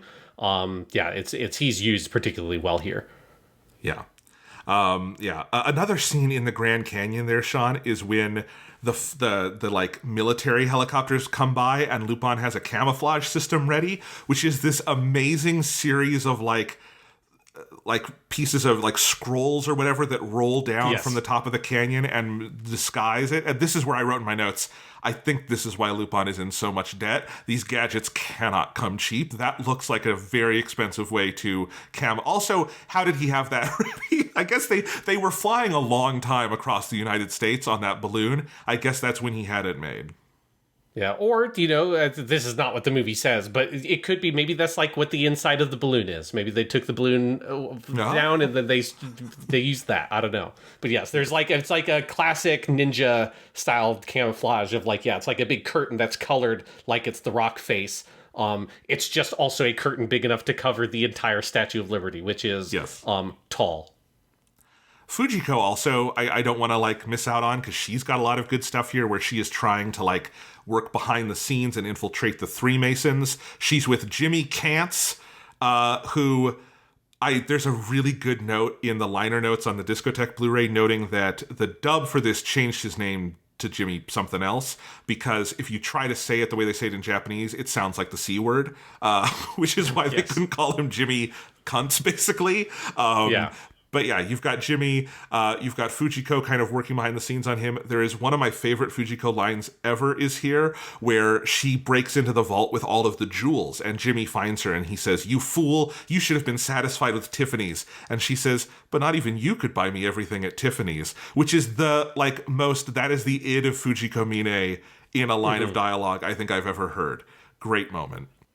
Yeah, and all that stuff of her, like, her whole thing of when she infiltrates, or I guess she doesn't really infiltrate it. She's just sort of let in because he's with her and brings her in, but then he leaves to go be a meeting with number one, and that's when she goes into action and has, like, her super spy Mission Impossible thing of going and stealing all the jewels. I think the detail I really like there is that, like, if she was satisfied with just taking all the jewels, she would have gotten away totally fine. Yes. The problem is she gets sort of enticed by this conversation where she hears about the super egg or whatever, because they need the Three Masons need the super egg and the computer virus to take over the world or whatever. And so she hears that, and that attracts her attention, and is her greed there. And I think that's a good balance of, like, Fujiko gets damseled a lot, and she doesn't necessarily totally get damseled, but she does get captured here.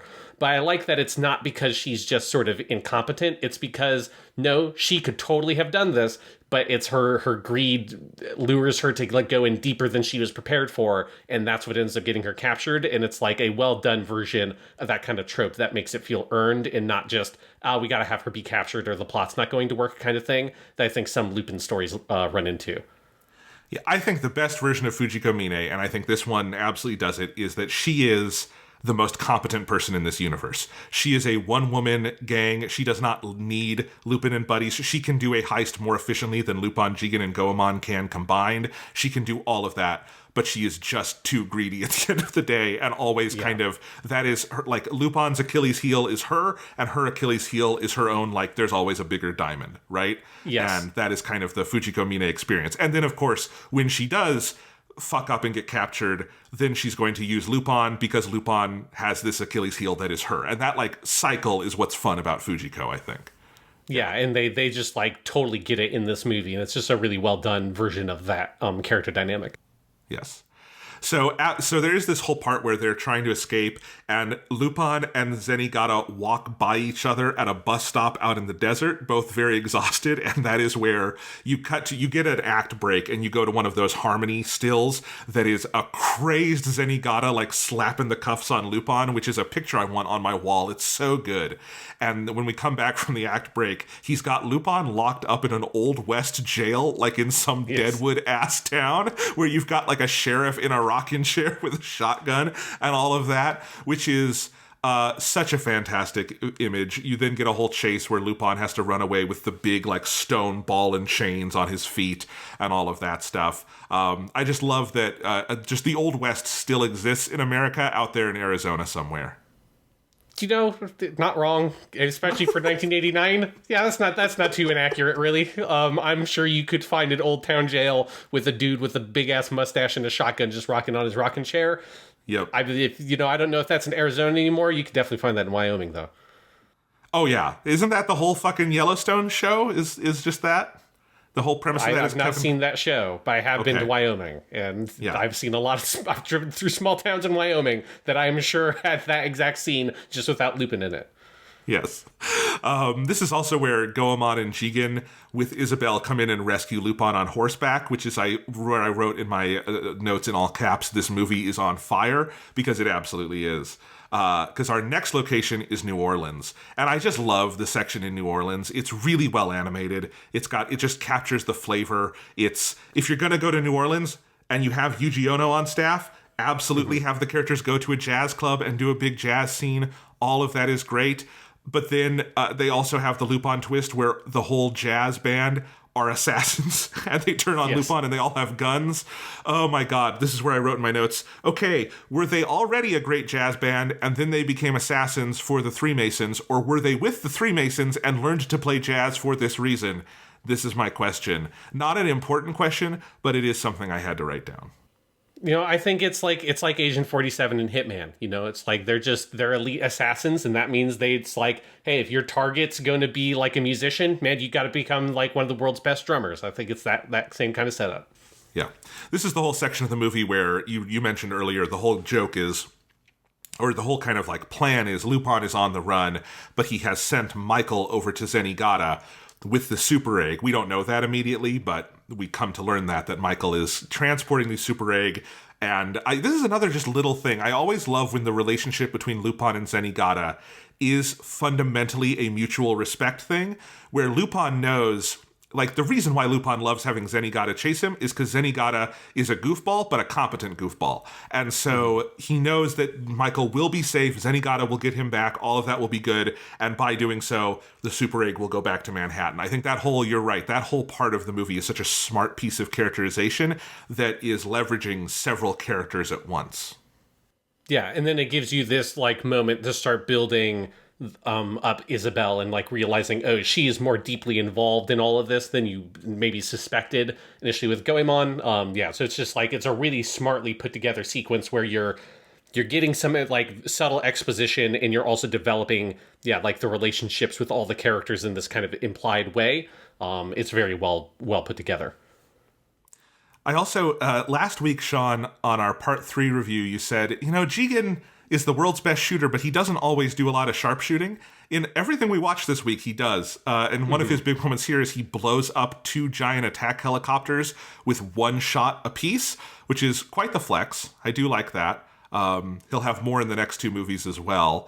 And then you have... This is also where you start getting the creepy cult stuff from the Freemasons, like the horse head people going around, and you've got the old dude who absolutely looks like he could have been in one of the weird early Dragon Ball movies, who is like spewing out this blue goo that like takes over Fujiko's mind and all of that stuff. This is proper Lupin getting weird, like high fantasy stuff, and I like it. Yes, there's like some sort of implied magical brainwashing thing that, yes, this ancient, decrepit number one guy of the Three Masons can do. And yes, it is never explained, but it is fun and goofy as shit. And yeah, and also, again, having recently played Resident Evil 4 Remake like 5 times or whatever, all the cultist dudes with the big horse heads just look like the Las Plagas guys from Resident Evil 4, and I kept on wanting someone to just like suplex them into the ground and have their heads explode. That would have been a bit of a tonal mismatch, but I would have enjoyed it. Yeah. You also, when Ricky Leon S. Kennedy jumps in and he just takes care of business. When we get back to Manhattan, there's this great scene where Lupin goes to get Michael, and he comes up to Zenigata and Michael are at this bus stop, or they're at the train station, I think. And Lupin Grand comes Central up, Station specifically. Right, they are. Yeah, it's specific. He comes up dressed as a punk with a mohawk, and you have Yasuo Yamada and Goro Naya have this exchange in broken English to each other that is fantastic. Lupin's line is, "That seat is reserved for me for many years." And then what I love is that Zenigata's English is much better in response, but Zenigata does not blink an eye at this guy speaking this insane sentence to him. And I just love how playful Lupin and Michael are together. There's this great little moment where Michael like playfully punches Lupin after he takes the mask off. Lupin says he'll get Michael ice cream and like ruffles his hair. And I think it occurred to me here just like the reason Lupin is so good with kids in all of these stories, I think it's because of Yasuo Yamada. It's just the way he plays it. He is so joyous. Lupin is in some ways just a big kid, and I think he connects with people on that level. Like, he's a horny Peter Pan. I think I made that comparison last week. Lupin is this boy who never grew up, but did grow up in certain ways, right? But he does have this, like, rapport, and I do think, that is something that evolved, I think, in the anime because of Yasuo Yamada. Yeah, definitely. And yeah, it's just such a good relationship to kind of pin a lot of this movie on, because it's subtle, I feel, the way that they develop that camaraderie between Lupin and Michael over the course of the film, but when they're reunited here, you feel it so much, and how much trust there is and fun there is between those two characters. Yeah.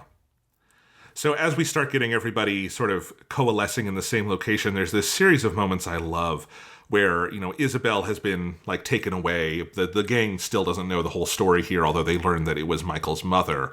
And there's this scene where Goemon heads out in the morning on his own, because he and Lupin have had this whole back and forth, because Lupin is a dirtbag who keeps trying to steal his girlfriend. But there's this scene where Goemon heads out in the morning fog. Great animation. We also get this Japanese flute version of the Zantetsuken theme, which is an old Part 2 theme. And then we've got Zenigata gets back into the action because he's down living under a bridge like a homeless man, warming his butt in like a trash fire, and he sees Goemon going by on this makeshift raft. I do just like that Zenigata, he throws himself into his work, and he has no money. As Michael told us, he makes 28% less than his peers because he cannot catch Lupin. It's impressive that he's been on the payroll for as long as he has, considering he apparently has never done anything in his entire career as a police officer since he's been on the Lupin case. He's never actually solved anything, because he's still chasing that white whale. Yep.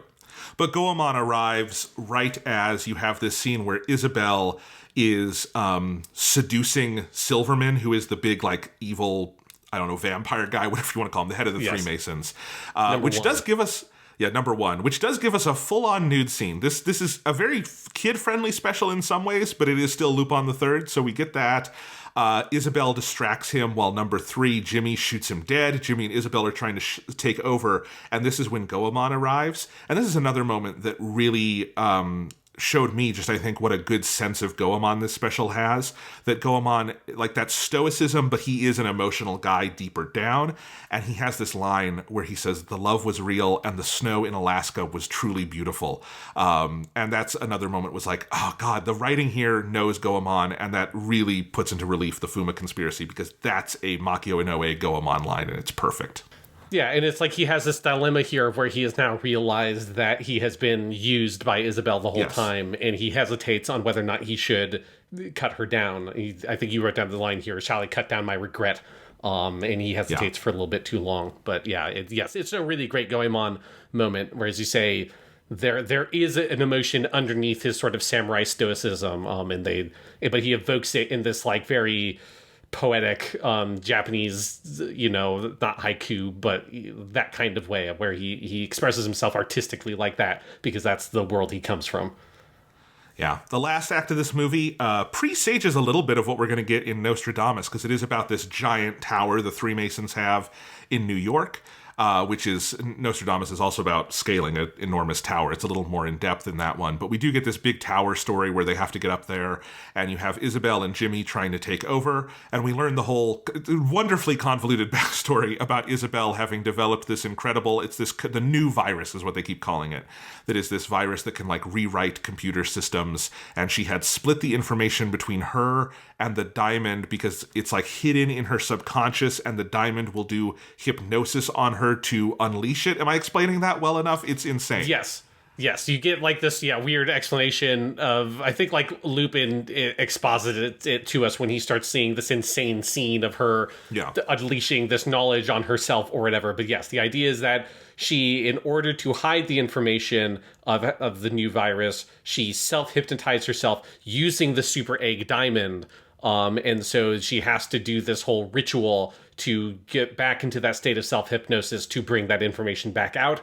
And that's like technically what we are told is happening. What it looks like is like she's summoning a fucking devil or some shit. Like It's an insane scene where it's like it feels like the new virus is not just some code. It is like this biblical level shit that is happening here that she's pulling out using the diamond and all this stuff.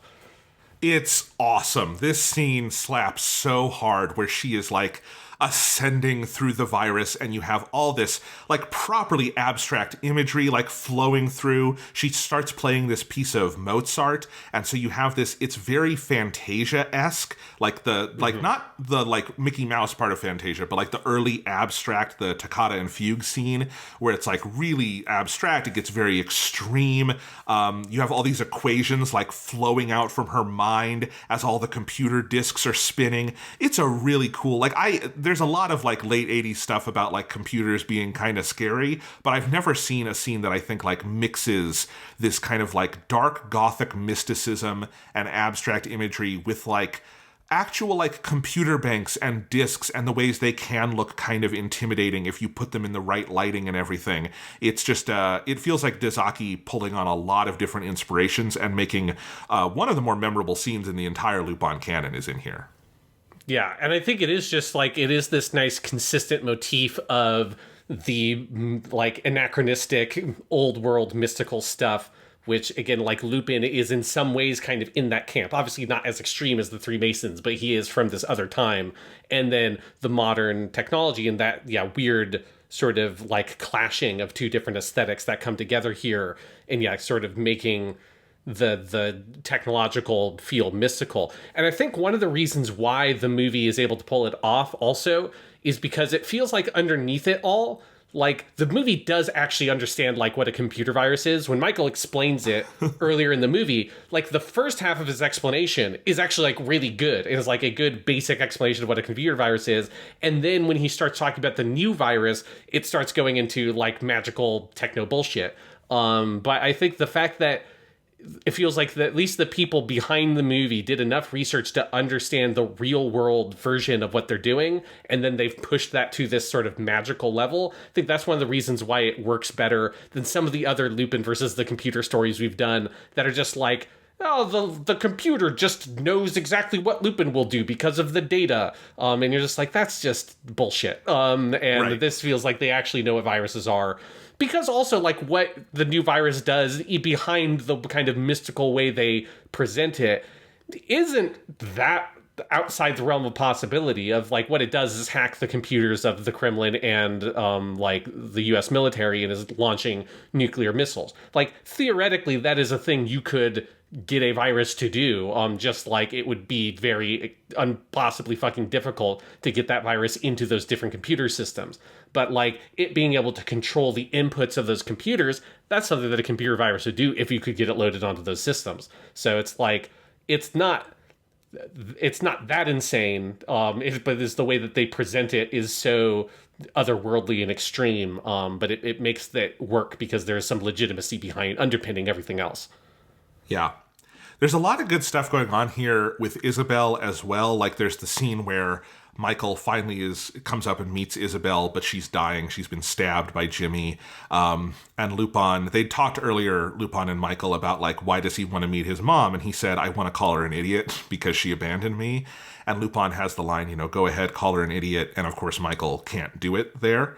I think that's a really nice moment, and there's some other stuff that's going to happen that's nice here. There's also this amazing shot where Goemon and company are coming up in the elevator, and they open it just as they see the dying Isabel being pursued by Jimmy, and you have just only Osamu Dezaki could draw it quite like this, where Goemon jumps out, and it looks like he just cuts Jimmy and the diamond in half.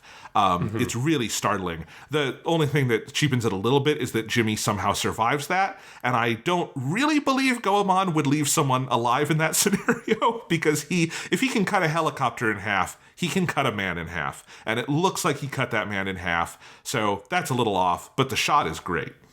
Yeah, like I feel like when later it's revealed that Jimmy actually survived that, I wonder if the implication was meant to be that because Goemon cut through the diamond at the same time that like weakened the strike. But I don't think it's like that's totally clear in the moment. If that's what I don't know that that's what they were going for.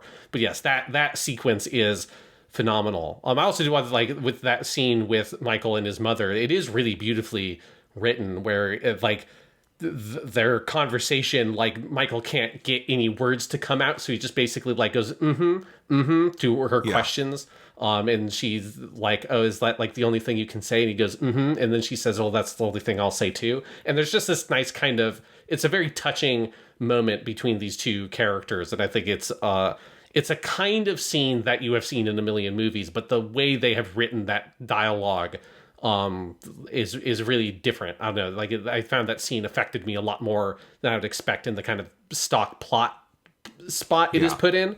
But they really spent some time making that dialogue feel very unique and very particular to that scene. Mayumi Tanaka, like I understand why she hasn't played literal children much in a while, because she has been the voice of Monkey D. Luffy and like several Dragon Ball characters, including Kuririn. She's a busy woman. But like her 80s work like this or Castle in the Sky, when she played little kids, she was so good. And she still is, obviously. No one else could do Luffy or the way she has. But like, man, I also rewatched Laputa recently, and just she is so good at this. It's amazing. Yes, also Giant Gorg. She's the main character in Giant Gorg, who is also a little kid. So if you want to see another good little Mayumi Tanaka kid performance, you should watch Giant Gorg.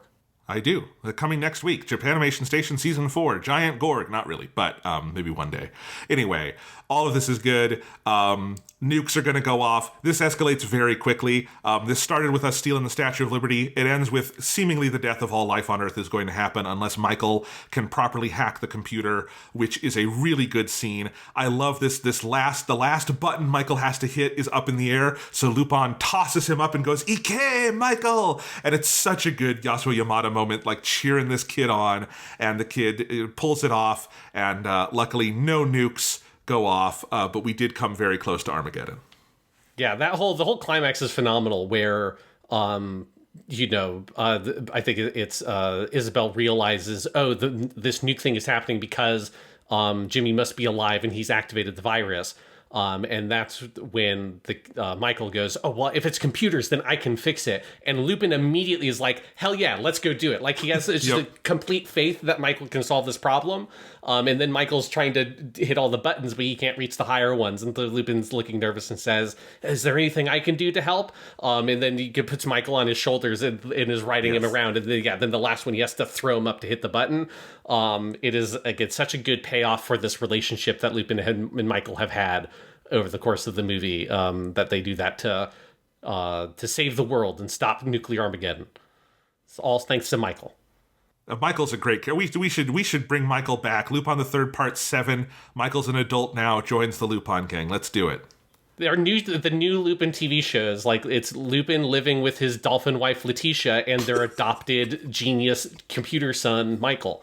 I'd watch that show. Oh my god. Anyway, Jimmy lives through all of this, though, and hits the self-destruct button with his dying breath, and so the whole building explodes and comes down.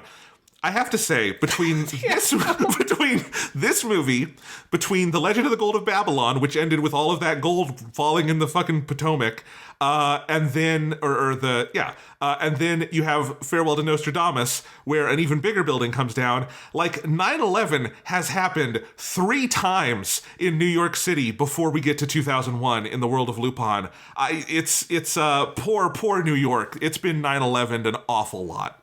Yeah, in particular, in this movie, like, because I didn't really think about it in Legend of Babylon, or I didn't really think about it in Get Fucked Nostradamus either. But in this one, it is like, if you're American, I don't think there's any way to watch that and not make you immediately think of 9/11, because it is a, like, very Twin Towers, one of the Twin Towers-esque looking giant skyscraper and very identifiably New York skyline that crumbles to the ground in a way that looks very realistic and very well animated. It's like, fucking hell, man, this would not have been done. If this movie was made 10 years later, they would not have done this scene this way, because holy shit, it's like the most, like, that is a giant skyscraper collapsing in the middle of New York City scene you have seen in a long time. Oh, I definitely thought about it in Nostradamus, given that the last 10 minutes of the movie are surveying the damage of these buildings that have come down. Anyway, again, this was not an insensitivity on the part of the Lupin makers, because this was all pre-9/11, but it is in a post-9/11 world. Wow, 9/11 happens a lot in the world of Lupin III. Yeah, it definitely colors the looking back on this kind of thing. You just can't help but think about it. It's pretty wild. And just to tie to save the day. Yep. Everything's fine. Even if there's one thing we've learned, is that a giant skyscraper can collapse in the middle of a giant metropolitan center, and there are no after effects that affect the population living there at all. It's totally fine. Nothing bad possibly could happen from this.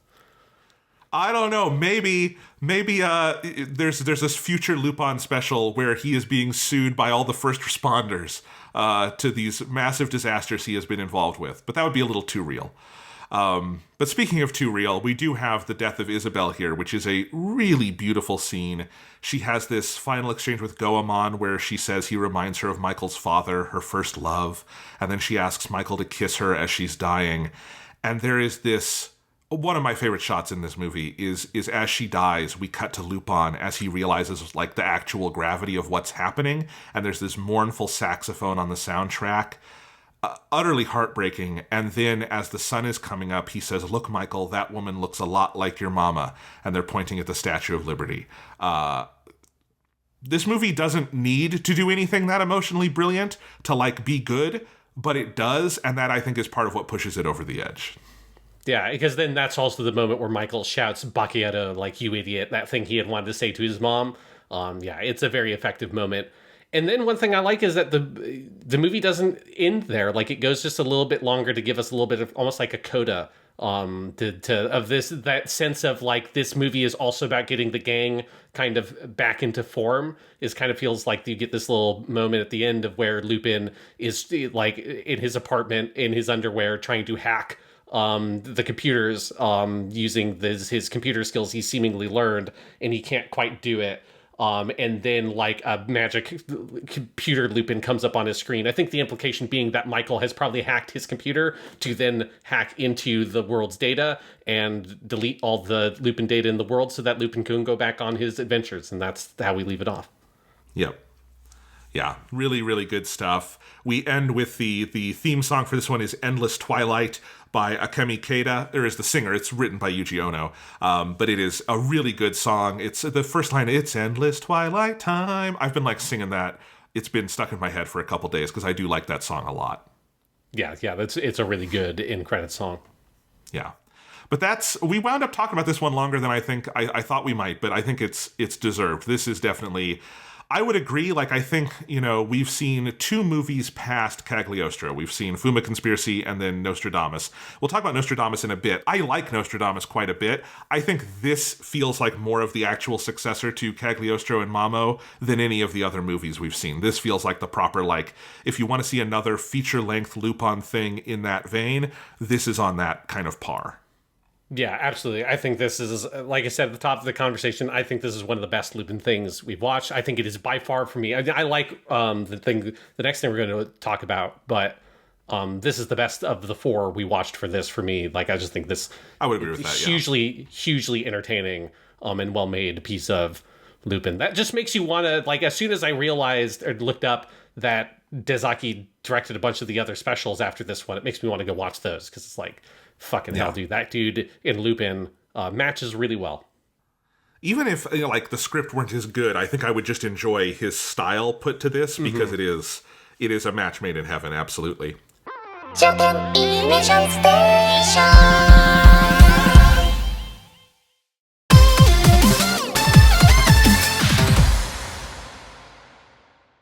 All right, you want to move on to our next one, Sean, which is... Yes, it is. In its original Japanese, it is called Orders to Assassinate Lupin. It is called Voyage to Danger in English, which is what I'm calling it just for simplicity's sake. That was the title that Funimation gave it when they had a brief period where they dubbed all of this with basically an entirely Dragon Ball-centric cast, like Sonny Strait was Lupin, who was careering in Dragon Ball. Chris Sabat was Jigen, all of those sort of normal Funimation players. They did a couple of like this mid-90s Lupin things, and then they dropped the license and move on, and now Discotek has everything. But that is where that title comes from. But this is the fifth special. This aired in 1993. The first special not directed by Osamu Dezaki, because it was instead directed by Masaaki Osumi, who was the director of Lupin III Part 1, or at least the early part of that show before he was kicked out and Miyazaki and Takahata took over. This was his only ever return to the franchise. This was written by Hiroshi Kawashibara again, because he wrote all of these first five. This special is noted as an overhauled version of his story for the Part 3 finale, another Kashiwabara story, which he had pitched as the idea for the movie that became Gold of Babylon, but then became the final episode of Part 3, but he kind of felt had only been part of what he wanted to do with it. The end of Part 3, that's a very comic caper episode. This is much more of a straightforward, like, spy thriller kind of thing. The character designer of this special was Hisashi Eguchi, who revealed on Twitter in 2019 that he wanted to change Lupin's jacket color to yellow for this one. And he even put out on Twitter, and I've put the image in our document here, Sean, a drawing he did of his concept art for Lupin in the yellow jacket. His request was denied. Lupin is stuck with the red jacket for a long time. He did get a blue jacket in parts 4 and 5, but we've never gotten yellow. And that drawing is good. I still want yellow jacket Lupin at one point. I think it's a good look. Yeah, I think it makes sense to me that you wouldn't want it for this movie with how dark Voyage to Danger is. I think it would kind of clash with the aesthetic because we are now, this is 93, we are full on in the 90s territory, and this and Get Fucked Nostradamus both have like that really dark 90s anime aesthetic where it's like very like high, like contrasty, very dark colors. And so I think that yellow wouldn't fully play with the aesthetic, but yes, this drawing is awesome and absolutely with like modern day Lupin in particular. And I think with like the like kind of advanced digital coloring you can do now, I think you could do this coloring and it would look fucking great. That's the other thing I wanted to say. I love the character designs in this special. I think what Eguchi does with the characters is really unique. It's not like you'd glance at it and know it's different, but I think you start seeing it in motion. Like his Lupin has just a rounder face. It's a little more sort of expressive in some ways. His Jigen has much longer hair that is more unkempt. I really like Eguchi's designs. This is the only time I think he did this for Lupin. He was a very prolific key animator in this period. He worked on every Dragon Ball anime, all the way up through the Resurrection F movie.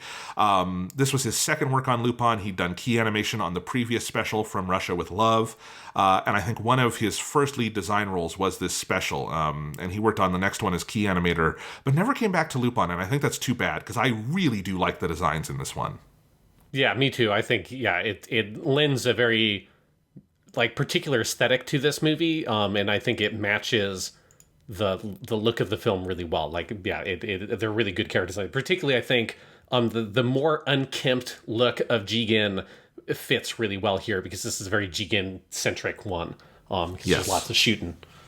Yeah.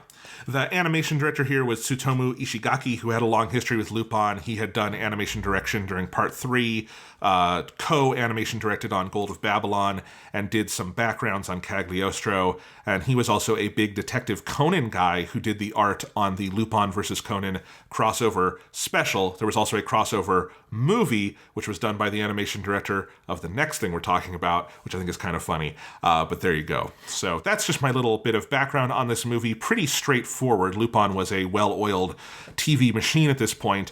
But this is a fascinating movie to me. I don't think it entirely works, but I like it a lot, and I like what it's going for.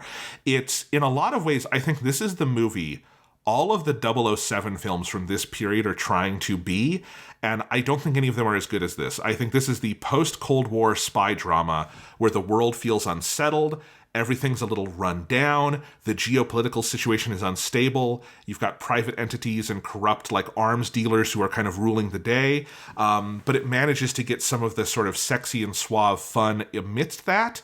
I like the balancing act. I think it probably tips too dark overall, and I think it's a little too monotonal at points, but I think it's very strikingly directed. I think it's an interesting variation for the series. I overall enjoyed it a lot.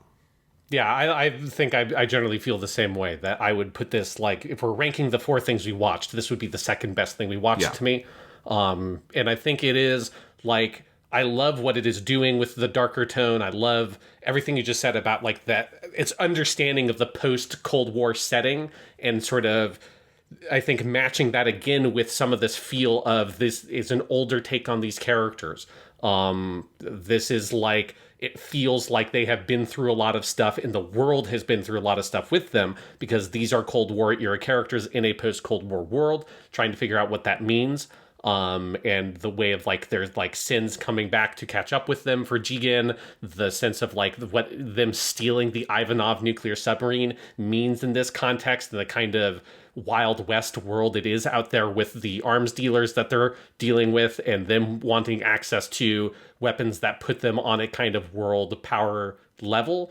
All that stuff just, like, is so good and so interesting. The only problem is I do think it loses some of that Lupin-ness in there, that even the really dark early Part 1 stuff that Osumi was a director on still had a lightness to it that gave it the cartoon antics vibes, right? This doesn't have any cartoon antics to it, so it's like out of that sort of the comparison point I make, because this is the show I watched before Lupin, is that Dirty Pair area, like, kind of tone of where it's very adult in terms of a lot of the content, but the style of it is very Looney Tunes, and this loses too much of the Looney Tunes. And I think it would help it a lot, both in stringing some of the plot together. I think there's some kind of transition points in here that feel a little bit kind of rough to me, as it's sort of having to move from one beat to the next. And then also, as you say, it's a bit too monotonal in how it approaches this stuff. And if there was more, if it had a bit more of a ridiculous side to it, I think it would help play up a lot of the story and the characters and make it richer. But it is overall still very good. That's like its only problem, I think, is that it just goes too far into that specific tone. Yeah, I think I would agree with that. But also, as just its own 90-minute special, I don't think that's like the end of the world. I think if this were a TV show where that was the tone throughout, that would be a problem. I think for a one-off 90-minute movie, I still I overall still do appreciate the direction of this one, because I think it's got a very firm sense of what it wants to be. I think it's visually extremely striking. It looks, it's got a lot of very high contrast imagery. It's got really dramatic lighting. It's got some of your best Jigen silhouettes you've ever seen, and like moments of that. The guns look really nice. There's just a lot of stuff like that where I think this movie just is getting a certain sort of gritty aesthetic that sometimes feels pretty far afield for Lupin. It almost like the reverse Cagliostro. It's like it's far afield, but in a much darker direction. But I still appreciate it as an experiment. And a lot of what it does works really well. You've got this plot about Zenigata has been taken off the Lupin case because he's just failed too many times. Although I will note, Zenigata is taken off the case to go after Shot Shell, which is the big like enemy of the movie that is the arms dealer, I think Zenigata got a promotion, and I think he's not aware of it, because this is such a more important job than anything he's ever done with Lupin. My read of that is that they tried to give Zenigata a promotion, and he got really sad about it, because he doesn't want a promotion, he just wants to go after Lupin. And I think he maybe misread the situation. I hadn't thought of that, because at the time you don't know what Shot Shell is, but yes, looking back on it, you're 100% right. Because Lupin, all he does is like steal goods, right? He like steals jewelry, he'll steal maybe some artwork, and mostly for the fun of it. Shot Shell are international arms dealers that are trying to amass a huge amount of wealth and power so that they can destabilize like the world economy and take over and like amass all that wealth for themselves. And they're, and ultimately their goal is to get access to a nuclear submarine with live nuclear weapons. That is way fucking worse. And honestly, way above the scope of what I think the ICPO deals with. I don't know, but that feels like a little bit above what you want like international cops to be going on. And that's more like NATO needs to be dealing with this shit or something, Yeah, this should be like a triangulation between the CIA and MI6, and like this is actually a proper like James Bond plot that like Bond would be going after. Yes, this is like Thunderball the book, not the movie, where he's going after a nuke. That's basically what this is. It's crazy. But yes, so the plot of this one is Zenigata basically joins the gang because Lupin has a couple of goals here. He wants all of this money that Shot Shell has, but if he can get all of Shot Shell's money and shut them down, then Zenigata will have won and he'll get to go back to the Lupin case. So everyone will be happy, and you have Zenigata basically just part of the gang for this special, which I think is a fun change of pace. And then Zenigata is replaced on the case by Keith Hayden, who is voiced by Unsho Ishizuka in a very good guest turn as this big fucking assassin dude who is out to kill Lupin. He has gotten the orders to assassinate Lupin, as the title of the movie tells us. And the movie cuts to credits on this line where Keith is talking to the ICPO chief, and he says, "If you need us to provide you with anything, just let me know." And he says, "Coffins and tombstones." And then we cut to the credits. Fucking great. Yeah, and then, as you say, it's Unsho Ishizuka who's doing it. He's just like one of those all-time great Japanese voice actors, and yeah, it's so good. It does one of my favorite things that sometimes anime does with Western characters, where everyone always calls him Keith. Even though it's like I don't know why everyone's on a first name basis with this guy. In particular, the funniest one of those is that when it's revealed and Zenigata is like asked, "Well, Pops, like who did they put on the case instead of you?" And he just goes, "It was Keith." And then Jigen goes, "Keith?" It's like, how do you know who Keith is? It's like a pretty normal. I teach 2 Keiths in high school right now. It's like a pretty normal name. I love it. I love just everyone just calls him Keith all the time. Do you have a similar reaction when someone tells you about a Keith? You'd like do a dramatic turn to the camera? Yeah, it's like who's the new student you're transferring to my class? Oh, it's Keith. Keith. And then I turn to camera and then credits play. That's my daily life. Yes. So, yeah, this one is about as, I'm going to say about as sober a Lupin story as we've had. That still involves stealing a nuclear submarine and a lot of, like, big craziness. But it is obviously, it's much more, like, geopolitically grounded. Even the way they do the big, it is really interesting, I think. I can see why Kashiwabara had this kind of, like, itch he wanted to scratch with this story, because this is such a different version of like what we saw in part 3, where part 3, stealing the nuclear submarine, is just this insane Looney Tunes caper, right? And it is mostly a big parody of like Cold War tensions, and it is entirely crazy. And if he didn't want that, I can see why he wanted to do something different. And this is a much more fulsome version of that story, where like there's an actual kind of logic to how the gang goes about this. You have this character, Karen Kurosky, Russia's top nuclear physicist, who is the person they kidnap to help them guide the sub. Then there's this entire, thought process that she is this former Soviet-era engineer who now wants to get rid of all these leftover nukes that are in the detritus of the Soviet Union. It's a pretty smart story. Like, this is part of why I think, this one-ups a lot of the 007 stories of the era. Is I actually think it has a fairly decent, like, take on sort of this post-Cold War detritus of the world, and kind of the world that the Lupin gang is sort of navigating through here is an interesting take on that sort of moment in history. Yeah, and just like the kind of post-Soviet Union Russia that they're having to deal with as well, that is kind of a little bit in disarray, is kind of putting itself together, and it wants to have this nuclear submarine back. Like, it's like, we need that. Please and thank you. We do not have the money and we do not have the infrastructure right now. So it's like, please give us a nuclear sub back. Yes, absolutely. This also, because this is a story about the Soviet Union, or at least now the former Soviet Union, it is Jigen-centric, because when we go to Russia, we get Daisuke Jigen, and the whole story here is that Karen is the daughter of this guy he used to run with, who betrayed him and Jigen had to kill under like weird circumstances, and so Jigen has a lot of guilt tied into this, and Karen wants to kill him. I will say, when Jigen gives the whole backstory, he says, "I've been to Russia just once before," and I went, bullshit, no you haven't, Jigen, you've been to Russia more times than I can count, because it's all the best episodes of part 2 and part 3. Maybe he means that, and that he's been to the Soviet Union before, but he only went to Russia once. I don't know. Okay, I could buy that. He never got to like Moscow, but he got to like Ukraine and like those areas, like former Soviet states. Yeah, maybe that's what he's implying there. That still is bullshit, but that might be it. But yes, this is, it's also, this is another one of Jigen's former partners. This is not the brand of former partner that like is with them on one last job who gets killed partway through like Rooster. This is the former partner who is a former partner, an ex-partner, in the sense that he is no longer amongst the living. And so that is one of our other brand of Jigen partners. And then we get the other Jigen storyline here as well, which is like the sort of, it's a romantic tension, but it's also a murderous tension between him and Karen. And I like the way that develops, that at first everyone else reads it as being this romantic thing. And I think the audience is meant to read it that way as well, until you get the story from Karen and realize she's trying to kill him. But then her feelings towards Jigen obviously complicate over the course of the story.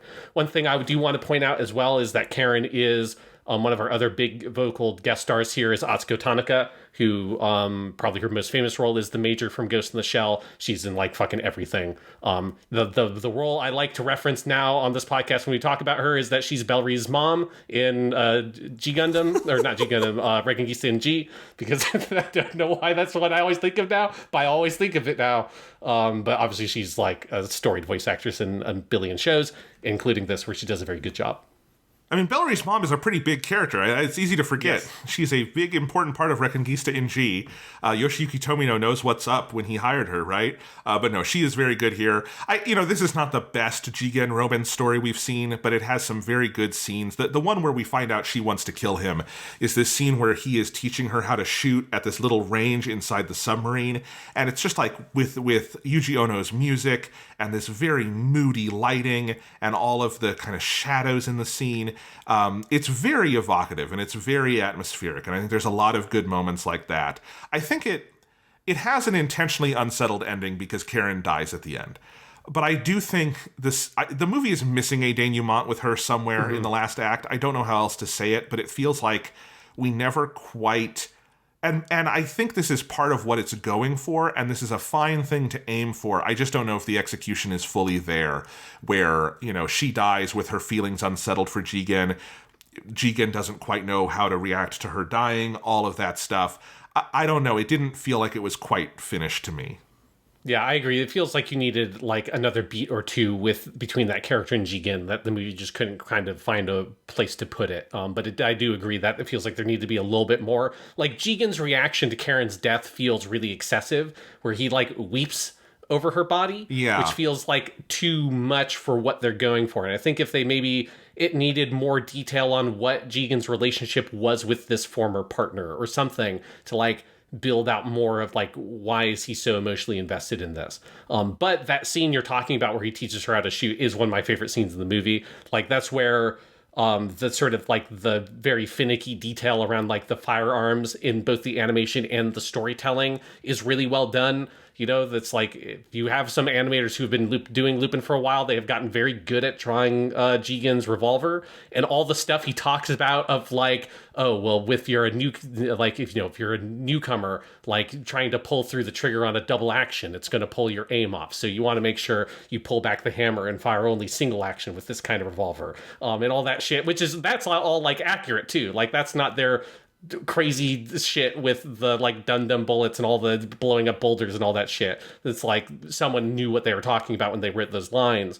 And I like the detail of like, that is how she tries to use the gun. Like, every time she pulls the gun on someone, which is like multiple times through the rest of the movie, she does pull the hammer back when she aims at them. So there's little attention to details with the firearms is really well observed here. And this is also where you have lots of modern firearms. Again, we have, I miss the age of everyone having MP40s and Tommy guns. It was fun in the older Lupin things, watching them always draw World War II era weapons, but now they're all like MP5s and shit like that. If you've played a modern Call of Duty, you will recognize most of the guns, but partially because they do a very good job of like drawing them in a very like detail oriented manner that fits the style of Lupin really well. Yeah. I noticed one detail they have on Jigen's gun here that isn't always there, because it's really hard to draw, I imagine, is they've even got the little Smith & Wesson logo on there. Like, the, like, etched Smith & which, like, it's very small, and a small thing on a drawing is really hard to get the detail in there right. And it even looks like an etching. It's like, it's all of that. It's very finicky, and it's very good. I think our main source of comic relief in this movie mostly comes from Zenigata, who is very good at that sort of thing, and he's great throughout this. My favorite little beat on this is there's, in the middle of the movie, the gang, before they go off to meet Shotshell, they drop off Goemon, Zenigata, and Karen in Maui, and Zenigata gets off the fucking submarine in a Hawaiian t-shirt with a floaty noodle, and I love and completely believe that he had those things ready to go. That before they got on this fucking submarine, he brought his Hawaiian t-shirt and he brought his little floaty noodle, and he just was ready for that. I think Pops is a serious lawman in some ways, and he's a party animal in others. Yeah, absolutely. He had that with him. He put that in his suitcase or whatever. He knew, hey, I might be in a tropical location sometime on my adventures with Lupin. I need the Hawaiian shirt. I need my floaty noodle because I don't know how to swim. Like, let's go. Yep, and there's some really gorgeous background work in all of the scenes in Maui. These like really detailed multicolored sunset skies that go from like red to purple, all the palm trees and everything. There's a big fight between Keith and Goemon here that ends up in this amazing moment where Keith shoots this dagger out with like this little device, and it nicks or gets Goemon in the shoulder, although it hits Zantetsuken first, and that's how he lives. And then there's this great still frame of blood pouring out as Goemon falls down to the water, and they think he's dead. Just a lot of good stuff like that. Yeah, all that stuff is phenomenally well done. Like the sequencing of that fight between Keith and Goemon, where you see all the stuff of Goemon kicking up Zantetsuken, and the way it's framed initially is you think, oh, Zantetsuken's going to pop up, it's going to block the knife, Goemon's going to either engage Keith or maybe jump off the cliff or something. So it's like legitimately it's surprising when he gets hit by the knife, blood goes spurting out, because this is like, you get lots of violence in Lupin and people getting shot and stuff, but it's rare that they actually put in blood. So it's like when blood shoots out of his chest when he gets hit by the knife, it's like, oh, fuck. And then Goemon, obviously that Goemon's not actually going to be dead, but it dramatically sells the moment really well. And he falls off the cliff into the water. Zantetsuken goes down, lands on some rocks, and Zenigata gets Zantetsuken, has it with him for a part of the movie. And then it's later when you see Goemon again, and you realize, oh, he's survived and he's being recovered in like this village down the river or something, that you get the whole backstory, and that he didn't block the knife with Zantetsuken, but it diverted it just enough that it didn't hit his heart. It went into his shoulder, not right into the heart. That's how he survived. It's just a good way of doing that sequence, building the drama, making Keith feel like really threatening and like he's a legit like enemy that you have to be concerned with, and not just another goon in another episode of Lupin. It's a well done sequence. Yeah. The second half of this movie gets James Bond as fuck, because you have the whole thing of Lupin, Fujiko, and Jigen go to the island where Jean-Claude, the leader of Shot Shell, lives. And it is it's a James Bond base. They are being led around by the villain, which is like every James Bond second act is James Bond cozying up to the villain at their fucking secret base before they have their sort of big breakdown. You even have the whole gadget thing, because there's an early scene where Lupin and Jigen go to this arms market in the Middle East, and Lupin buys this like special gum that is an actual explosive, and then later on, after there's this big moment where Lupin and Jean they realize mutually, oh, we're against each other, and Jean reveals he's got Keith working for him, and Jean tries to get Lupin to join up. Lupin instead pulls out his Walther and like points it right at him as the guards are coming, which is very dramatic, but then it turns out Jean has a hologram, blah, blah, blah. But now Lupin is being led away to be killed. He asks for a last cigarette, but he only has gum, and you starts chewing, and we realize, oh, that's the bomb gum, isn't it? And he blows those dudes the fuck up. But it is such a James Bond exchange. This whole section, just 007 as fuck. Yeah, all throughout, it's very 007. And then you also, this is, I think Fujiko has some really good stuff here where she's doing her classic Fujiko shit of where she's seducing the bad guy. But I think this is one of the best versions of that we've seen, because it really feels like you see the way that she kind of needles at this guy's insecurities, Jean-Claude, where because he looks like a Bond villain, right? He's not like the most handsome dude on the planet. He's kind of a Weasley little dude. And so you can get the sense that she realizes he's not been particularly successful with women in his life, and she sort of pokes at that a little bit, and then she starts stroking his ego about like, oh, but you're so smart, you're so intelligent, like nobody understands how smart you are. But it's like, but I would never let you go, right? And she like does that whole thing, and you can feel how much, even though Jean-Claude knows, right, the whole time he's trying to play Lupin and gang. Like the whole time he's trying to manipulate them and use them because he wants the nuclear submarine and all that stuff. And he basically understands that they're going to try to steal his money. Even though he knows all of that, he still can't help buy into the narrative that Fujiko is weaving. And I think the way that is like played out, it just shows it's such a great seduction scene where he can't help but buy into it, even understanding that it has to be bullshit. He wants to believe it so bad, and that continues throughout the movie. That as Fujiko betrays him multiple times, he still keeps on coming back to it because he can't help it. But I think the movie actually like establishes psychologically why is that happening. It's not just a goof, which is how it usually is in most other Lupin things. Yeah, I think that's true. That's a really good point. And Fujiko is another character design I like in this one a lot. Mm-hmm. In both this and Nostradamus, she has noticeably bigger breasts than before. Yeah, I noticed that as well.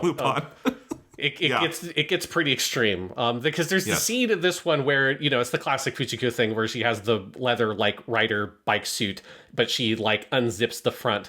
But it's really weird in this movie because she unzips the front, but her main thing she does in that bike suit is she helps Karen when they're getting her when she's being seemingly kidnapped at the beginning of the movie. So there's something like so ineffectual about this like seemingly heterosexual woman that she's with, that they're like not trying to seduce her at all. It makes sense when you're doing this and Lupin's around because you're just fucking with him. But it like it particularly stood out in that scene to be like, you're in Russia in the snow, and the only other person in this scene is a woman that probably is heterosexual. I really don't understand the point. Like, you probably want to zip those up, Fujiko. It's like you're not doing anything for anyone here.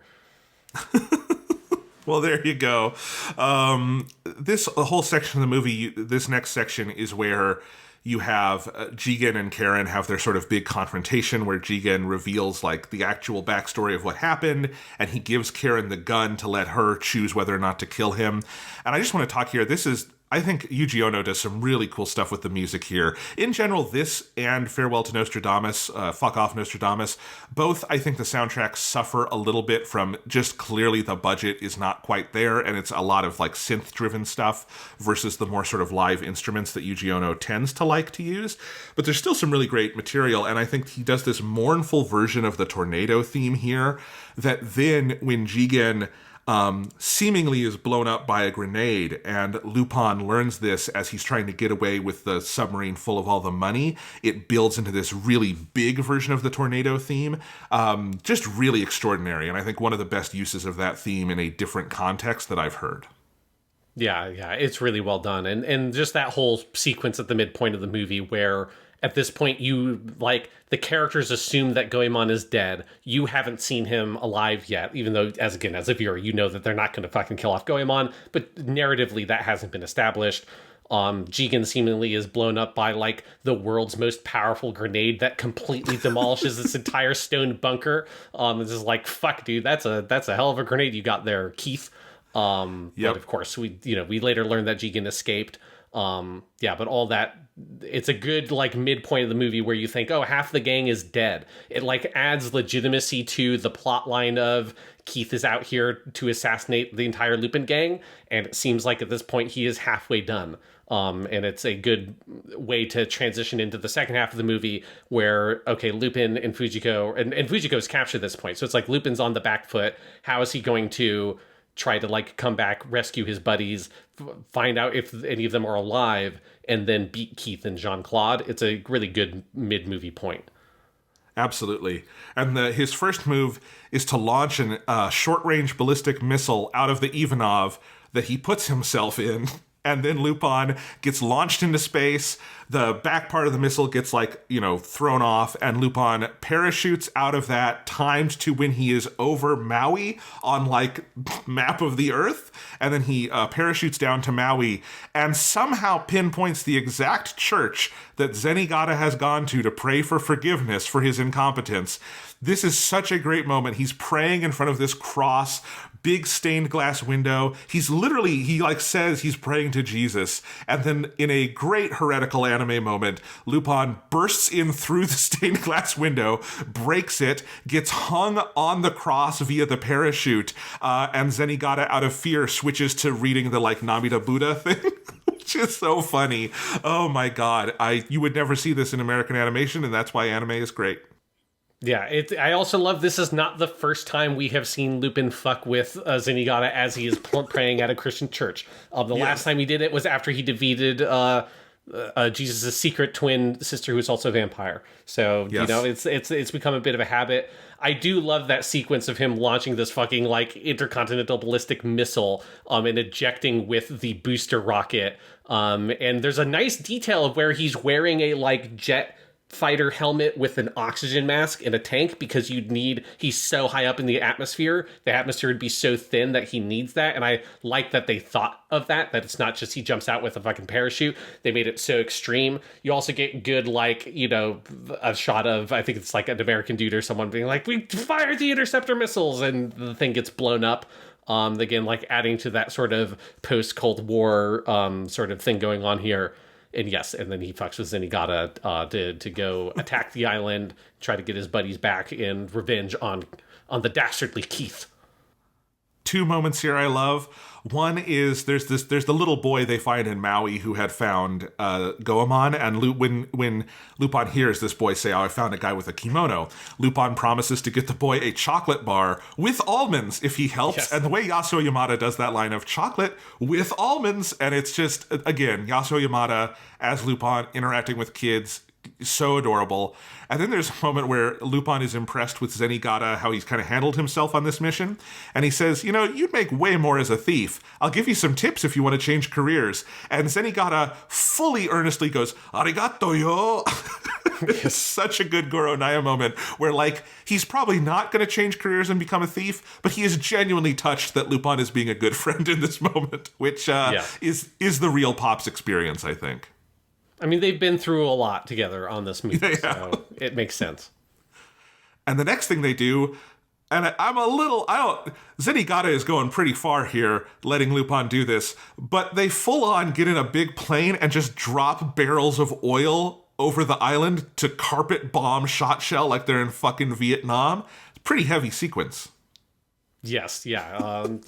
Pops, you're in for a penny, in for a pound. I don't know. He's I mean, to be fair, like, at this point, it's like he needs to take down Shot Shell. He knows that they have access to, currently they're disarmed nuclear weapons, but they've got the top Russian nuclear physicist there so that they could get nuclear weapons. So it's like, as far as I'm concerned, like, you know, they probably should be going a lot harder. Like, really, at this point, Pop should have really called in, like, the military or someone to, like, go deal with this, because this is a very out-of-hand situation that's going on with Shot Shell. I just had a weird thought here. It's like, this is Zenigata, like, off the reservation. He's a wild cop who has no rules anymore, and I'm imagining in the live-action Hollywood adaptation, Zenigata played by Liam Neeson from Wanted, and it would be very crazy. Anyway. You mean from Taken, not Wanted. Okay, yeah, Taken. Yeah, sorry. These one-word titles for bad American action movies, they all sound the same. I'm sorry, it's just you can't get those two mixed up. They're different movies. Yeah, Taken has several sequels. Wanted does not. Anyway, all right. They have this entire confrontation with Keith here that is so fucking good. You've got the sky is on fire because of all the bombs, and you have Keith is such a good villain that they kill him 3 times. First off, you have Keith has a gun to Lupin's head, and Jigen comes out shooting and just seemingly gets Keith, right there. But then you learn Keith had a vest, and so Keith is trying to kill Jigen, but instead, what happens here? Yeah, Lupin and Jigen seemingly both shoot Keith in the neck, and there's a giant blood splatter here, which is insane. And finally, Keith gets up one more time, and Lupin shoots him right between the eyes, saying, geez, this guy can't take a hint. I was very impressed with the 3 deaths of Keith, which get increasingly graphic and violent. Yeah, it's all really good because, this is Jigen's, like, dramatic reappearance. He is supposedly dead.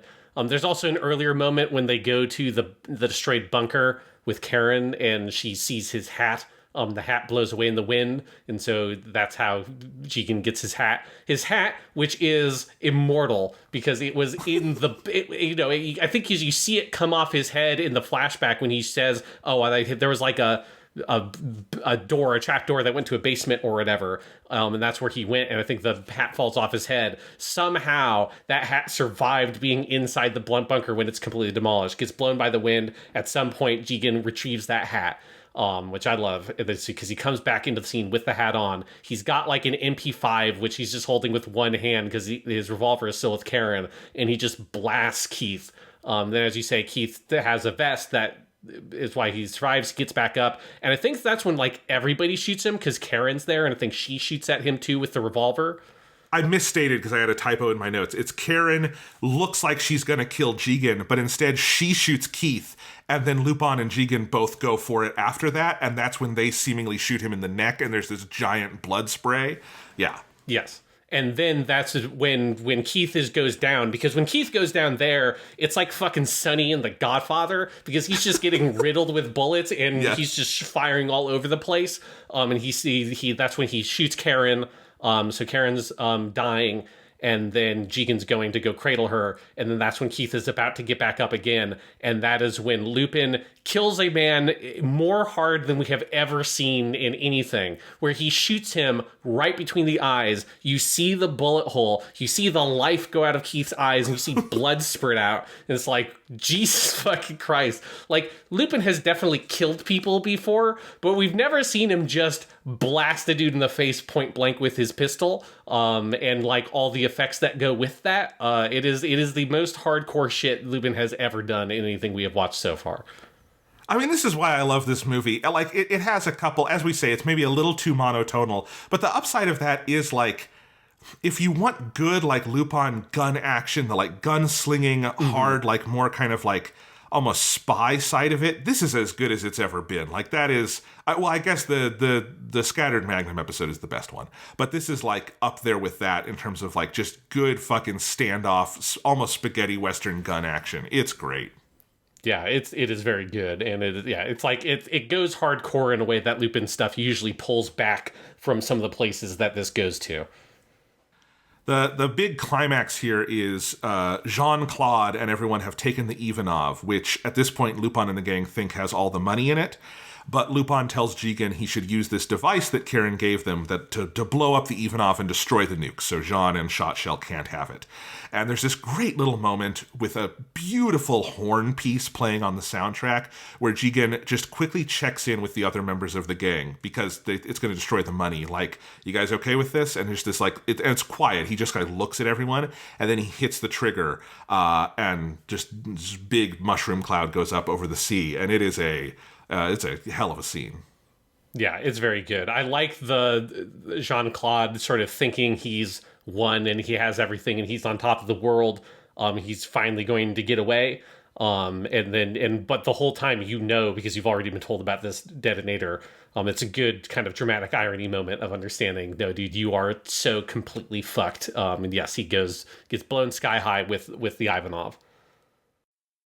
The end of this film, we get a big sweeping ballad over the end credits that is called Destiny Love. The singer is Eri Ono. I really like it. It absolutely would not be out of place in a James Bond movie. It's really cool. And it's playing over this scene where the Lupin gang has realized Shotshell kept a lot of its money up in space. And so they get on a fucking rocket, not a rocket, a space shuttle, like a proper... Yes. Like new at the time in history space shuttle, and they go up into space, and the last shots after the credits are them getting the money out in 0G, which is weird, but because it's like a credit scene, I kind of dig it. If that were like the actual plot, it might be a little out there. I kind of love it as like this weird poetic ending to the movie. It's amazing because it's all the characters, they're like doing a spacewalk in like actual spacesuits, like they clearly used at the time modern NASA spacesuits as photo reference. And all the dialogue is over the radio and it's all crackly. And so you have it's burned in the Japanese version, it's Japanese subtitles because you can understand what everyone's saying. And the last shot is Fujiko opening up the thing. Money goes spilling out into space and she laughs and she says, "Oh, Kaneda, it's money." And then it the audio goes out and the subtitles keep on popping up like she keeps on saying it's money. And then it freeze frames on her face smiling in a space helmet with dollar bills flying past her face. And it's with, "Oh, it's money at the bottom of the screen." And it fades to black. That's like... It's such a weird way for this movie to end. It kind of feels like it comes out of nowhere. But it is like one of the best images to end a Lupin thing on ever. I fucking love it so much. I don't know how we got there. The leap of them being like, oh, they were used they invested in a French satellite company or something, I think is what they say. And that's how they know it's going to be in space is a very big leap. But I guess I also think if you're keeping your money in space, how much money are you spending to go get your money when you need your money? It feels like a bad plan to me personally, but it is such a great ending image that none of that shit really matters to me because I love the idea of Fujiko just laughing and smiling at all the money she has while she's in fucking space. There's enough, I think, abstraction making it an end credit sequence, having this big ballad over it, that it's like there's this kind of romantic essence to it that sells it. Overall, I have to say, the more we talk about this one, the more I like it. I think it is it's not perfect, but it is a really unique Lupin thing. But I think it's unique in ways that are productive, and I like it a lot. And I think it's very different than Osumi's work on Part 1, but I think what it has in common is that it is firmly for grown-ups. It is a very kids, I think, could enjoy Bye Bye Lady Liberty in part because it is so energetic and all over the place in the best way. This is slower. It is more talky. It is more cerebral. But it also has these other crazy things. I really like this one. Yeah, it is a very fun watch. It's just I also just appreciate as a big fan of that early Part 1 stuff that Osumi got to come back and do one more Lupin thing, and that it is very good. So yeah. Absolutely. Love me some Voyage to Danger. Yep. And I also just want to note that, by the way, the Discotheque has Blu-rays of all of these. Their Bye Bye Lady Liberty Blu-ray, which I assume these are all just masters from Japan, is so gorgeous. The one for Bye Bye Lady Liberty. One of my favorite, anime Blu-ray images I've ever seen. Looks perfect. Really cool. Voyage to Danger, it's a very good master, but it looks like, and this again is probably just whatever TMS has in Japan, was kind of mastered. It must be on some kind of high grade, not consumer, but pro video format, because it has some of those video, the last reel of that movie has kind of a red line in the middle, and there's some discoloration on the blacks. Again, it looks good, but it must be a high grade beta or something. I'm not entirely familiar with what video it would have been mastered on in the mid 90s in Japan. But I did just want to note those because I was kind of worried when we saw the Gold of Babylon movie does not look good or sound good on Blu-ray. I was like, how do the TV specials survive? Much better, it turns out. They look great, for whatever reason. Japanimation Station.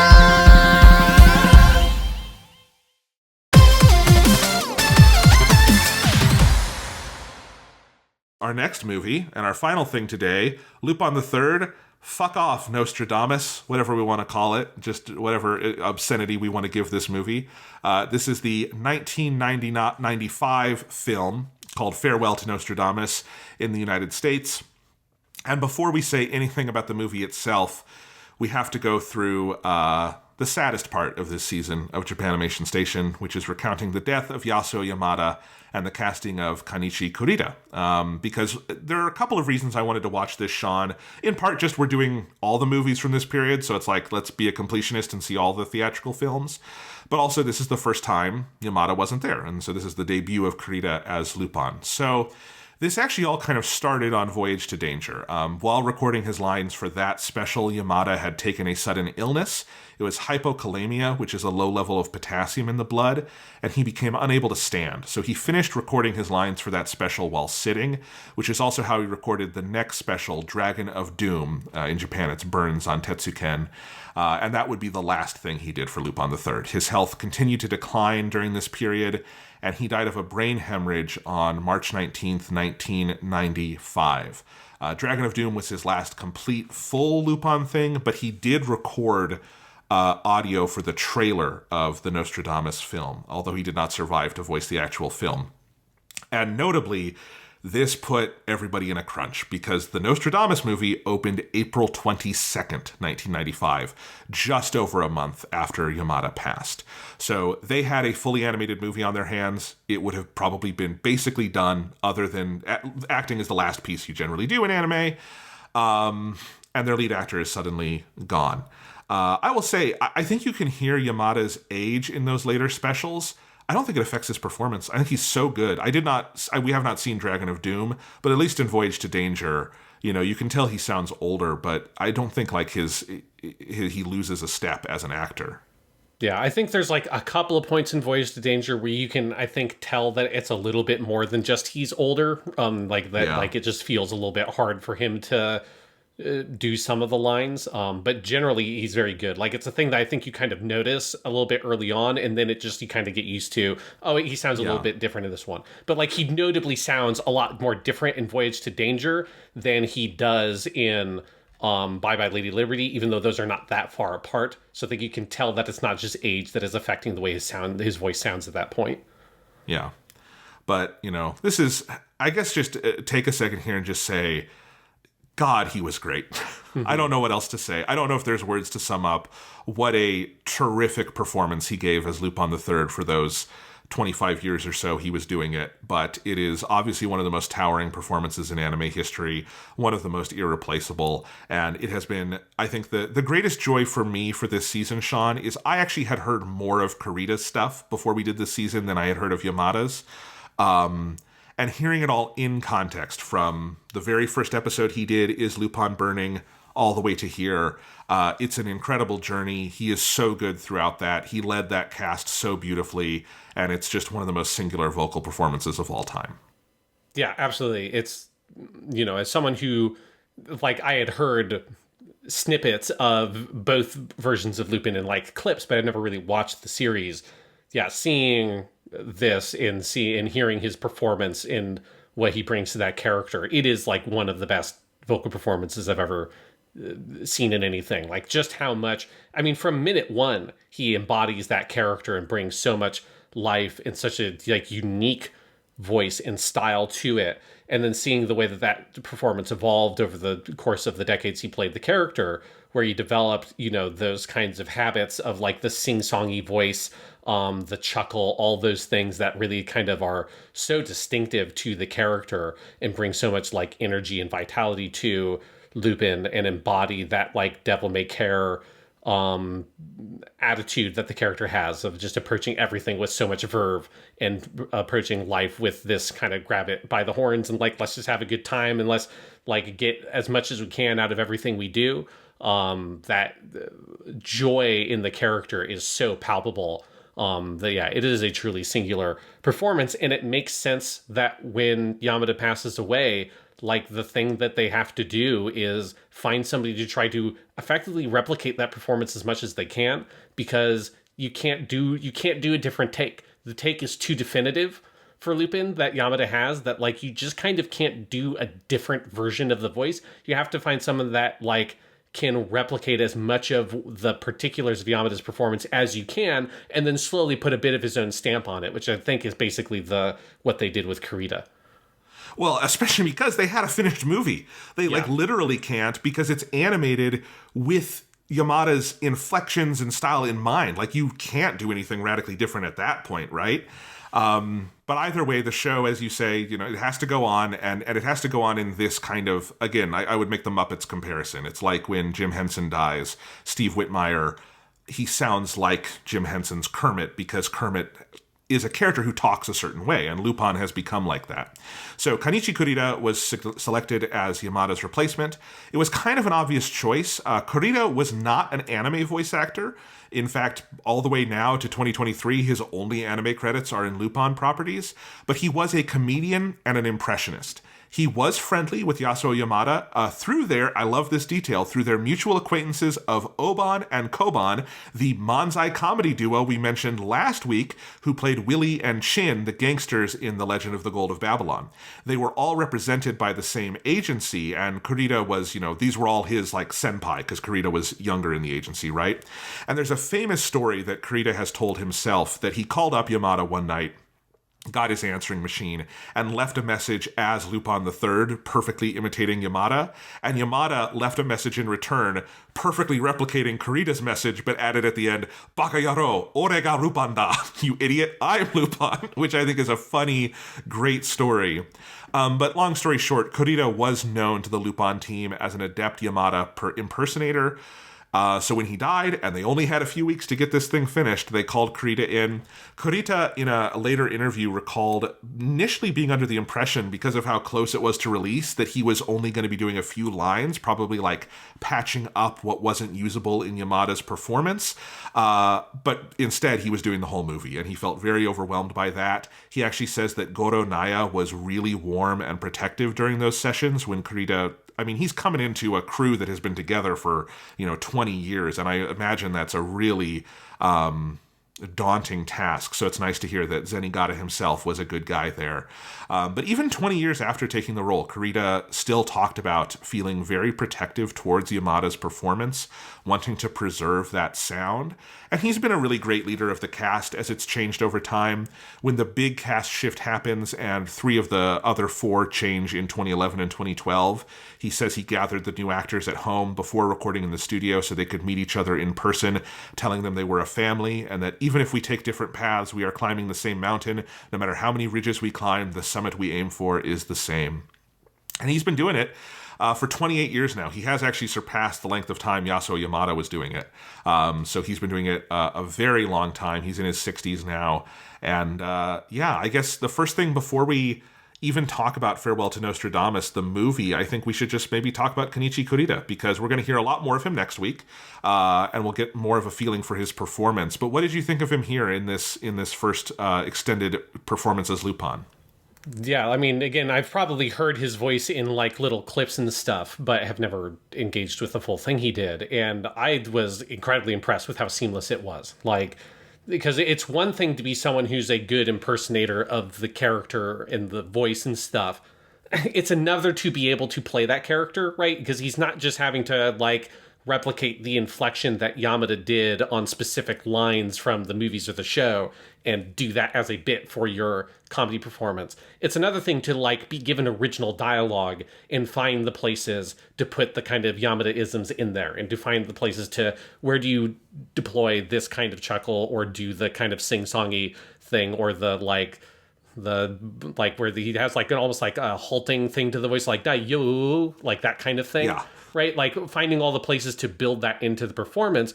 And then also having, I think, a couple of places where he's doing some stuff that's a little bit more original. I think probably the thing that most sounds distinct is the laugh, is the thing that doesn't quite sound like Yasuo Yamada, but it also isn't a thing that it sounds bad. It's one of the only places where I think you can feel very distinctly, oh, this is a different person playing the character, that they're doing something a little bit differently with the laugh here than Yamada probably would have done. But it's a thing where, like, I forgot that it was a different person like halfway through the movie. Like, I wasn't listening to it as, oh, this is a different person playing it, in the way that, you know, on the Fuma Conspiracy, I was very distinctly aware the entire time that it was Toshio Furukawa.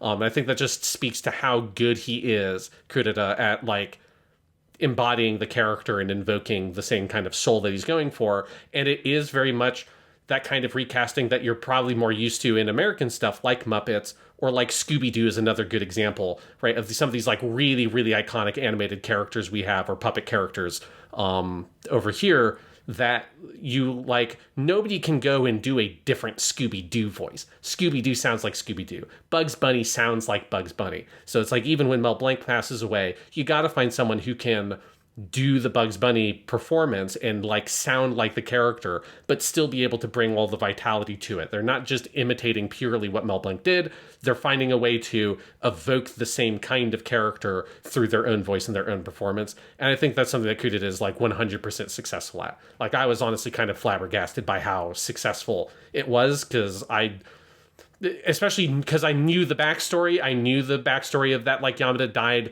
during the film's production, and that there was a very small amount of time for Kurita to prepare and to do this thing. And so I was really surprised that it works so well, because it sounds like a thing that could, you know, be something that's like, you did a decent job at it, but you can see a lot of rough edges. And honestly, I don't see a lot of rough edges on the performance. I'm sure he gets more refined at it as he does more and probably puts more of his own stuff into it, but it's really fucking good here. Yeah, I was actually in a similar boat, because I've heard more of his later stuff, like the Fujiko Mine show, or the most recent movie, Lupin III, the first, the CGI movie, where, you know, he's been doing it for decades at that point, and he has a very, like, strong sense of his own take on the character, which has evolved from this point, but is a little different. And I was wondering, like, no one would blame him for not nailing it the first time out under these conditions, right? But he does. He nails it. I think the highest praise you can give him, particularly for this movie, is he just sounds like Lupin. Mm-hmm. That is the thing that hasn't missed a beat. Even when it is a little different, and you can tell noticeably that's not Yasuo Yamada, it is still Lupin. And the character that Yamada built survives through the performance. And yeah, it is very seamless, because I agree. I forgot at a certain point, too, because I was listening for it, because we were going to talk about it on the podcast, and I was making notes, but there is a point in the movie where he's just owning the character, and he's kept the performance alive, and it doesn't feel just like a slavish recreation. It feels like a really passionate performance of the character in line with what Yamada did, and it's really striking, and it makes sense why he stuck around for another 28 years, because I can imagine an alternate history where they tried someone else and it didn't work, and they had to, you know, maybe look again when they had more time on their hands, right? But that didn't happen. This just happened to work out, and thank God, because this could have been a real make it or break it if it didn't work. Mm-hmm. Yeah, but it 100% works here. Yeah, and I'm excited to hear more next week as we go a little further and just hear where he, you know, starts to put other kinds of inflections in. Because you're right, I think it's the laugh. I think it's where I always hear the difference is when Kurita gets more high-pitched is where he starts to put his own spin on it a little more. And I think that'll differentiate more over time, but I'm excited to hear more. But let's talk about the film itself. Just a couple of quick notes on this one.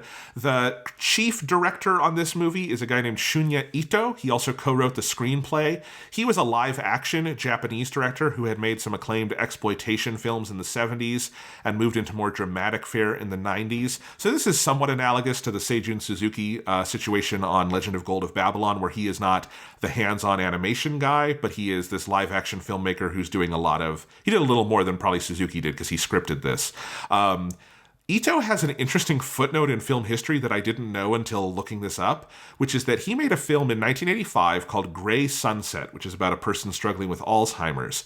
And it won Picture of the Year at the Japan Academy Awards, which automatically made it Japan's entry for Academy Award for Best Foreign Language Film, instead of the movie you probably do know from 1985, Akira Kurosawa's Ran, which, if it had been nominated, almost certainly would have won, given that it was up for a bunch of other Oscars that year and won in other categories like costumes.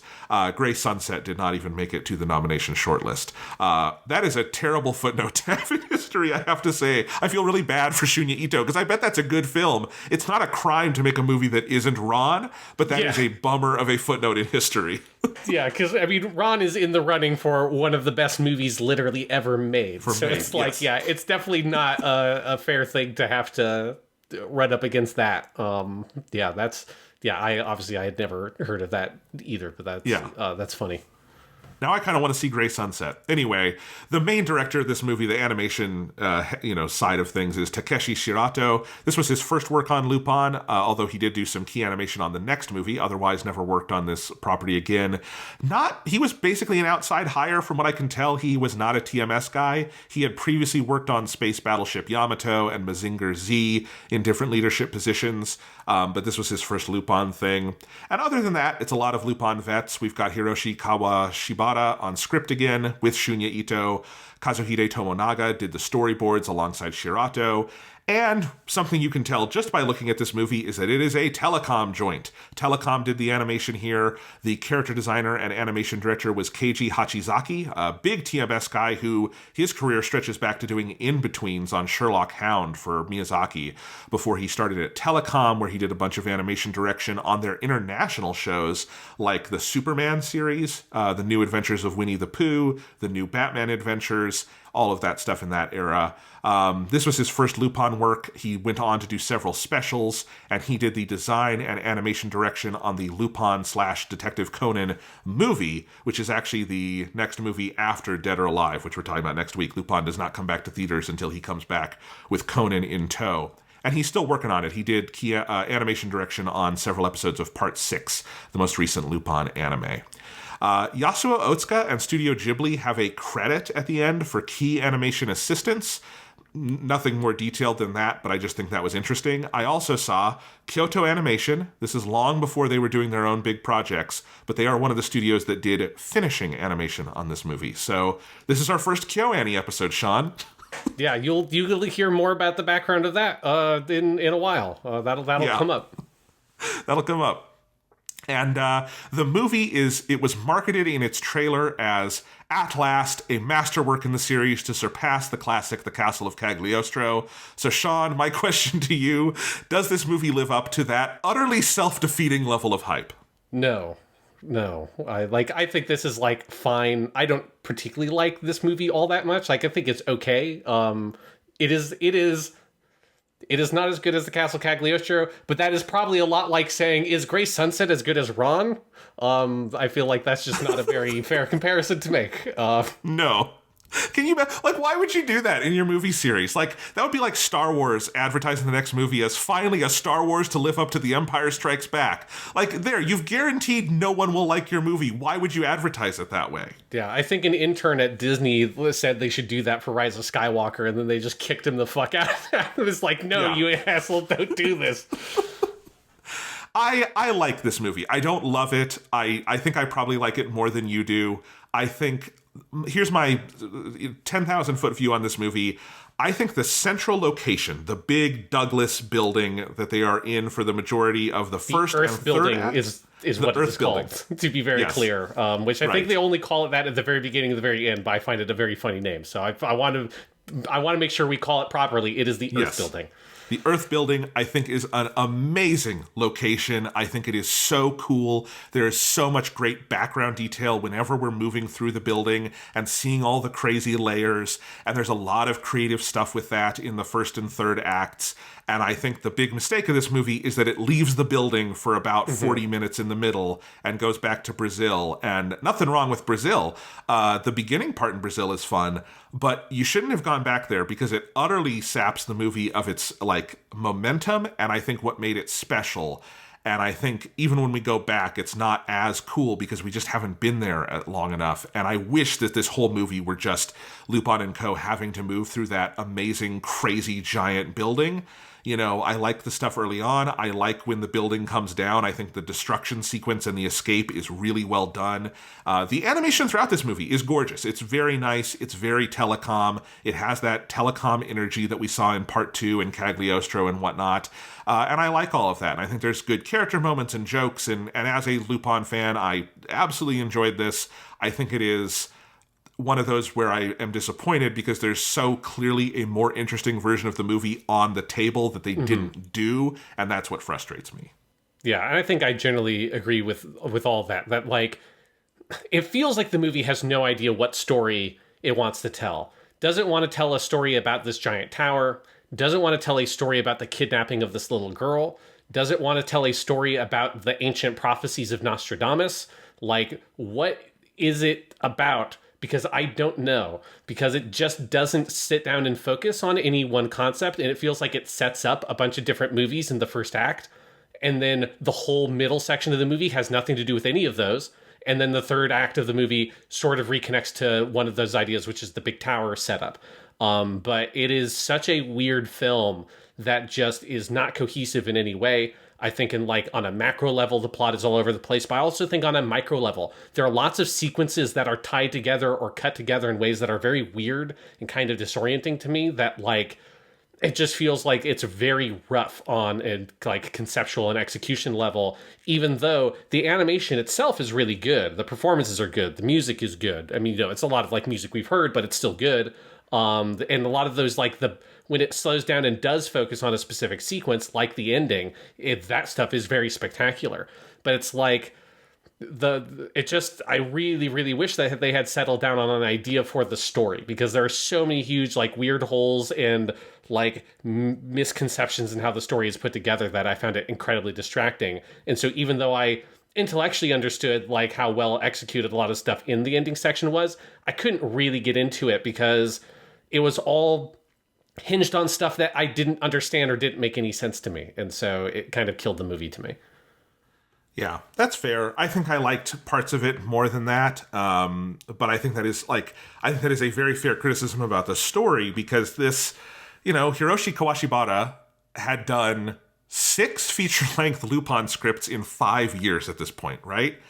And you can tell. This one does kind of feel like it is a set of kind of recycled plot points. And I think when it's around the building, it feels like a Lupin movie. It's big. It's got big widescreen visuals. The ending is something you would never be able to do on TV, even in one of the specials, because it's just so crazy, the level of destruction. It's a much longer scene than the equivalent scene in Lady Liberty, There's just so many moving pieces to it. But then with the middle section, when they're in Brazil, that feels like kind of a cheap, bad TV special version of Lupin, because it's moving from Execution Island to the rainforest to and there's another kid that they meet there, and it just kind of feels like this is kind of a Lupin adventure of the week or something, and not particularly special. And so it does kind of feel like it's, and even the stuff around the building, because you're right, you have the Nostradamus sect, which is ostensibly our main villain, and it is a cool idea for a plot. I think this religious sect that is using the predictions of the book of Nostradamus to try to gain public acceptance by creating these disasters, which apparently they just succeed at the end, because they do blow the building up. Now, the whole sect does get wiped out by the building being blown up, so maybe it's a null issue, but seemingly they have made the public believe in Nostradamus. Anyway, you have those guys. You have Mr. Douglas and his wife, and he's trying to run for president and seemingly has some seedy intentions. You've got the daughter who has been kidnapped. You've got Fujiko on her side of things. It's just a lot of moving parts that I think you're right don't fully, come together. You've got the villain who is like the sub-villain, but also kind of the main villain, Chris, who is voiced by Akio Otsuka. Love hearing Akio Otsuka. He would, of course, go on to later become Daisuke Jigen himself when Kobayashi retires. I think this is his first work in the Lupin series. And he's a great villain, voice. I don't know if the character has much going on.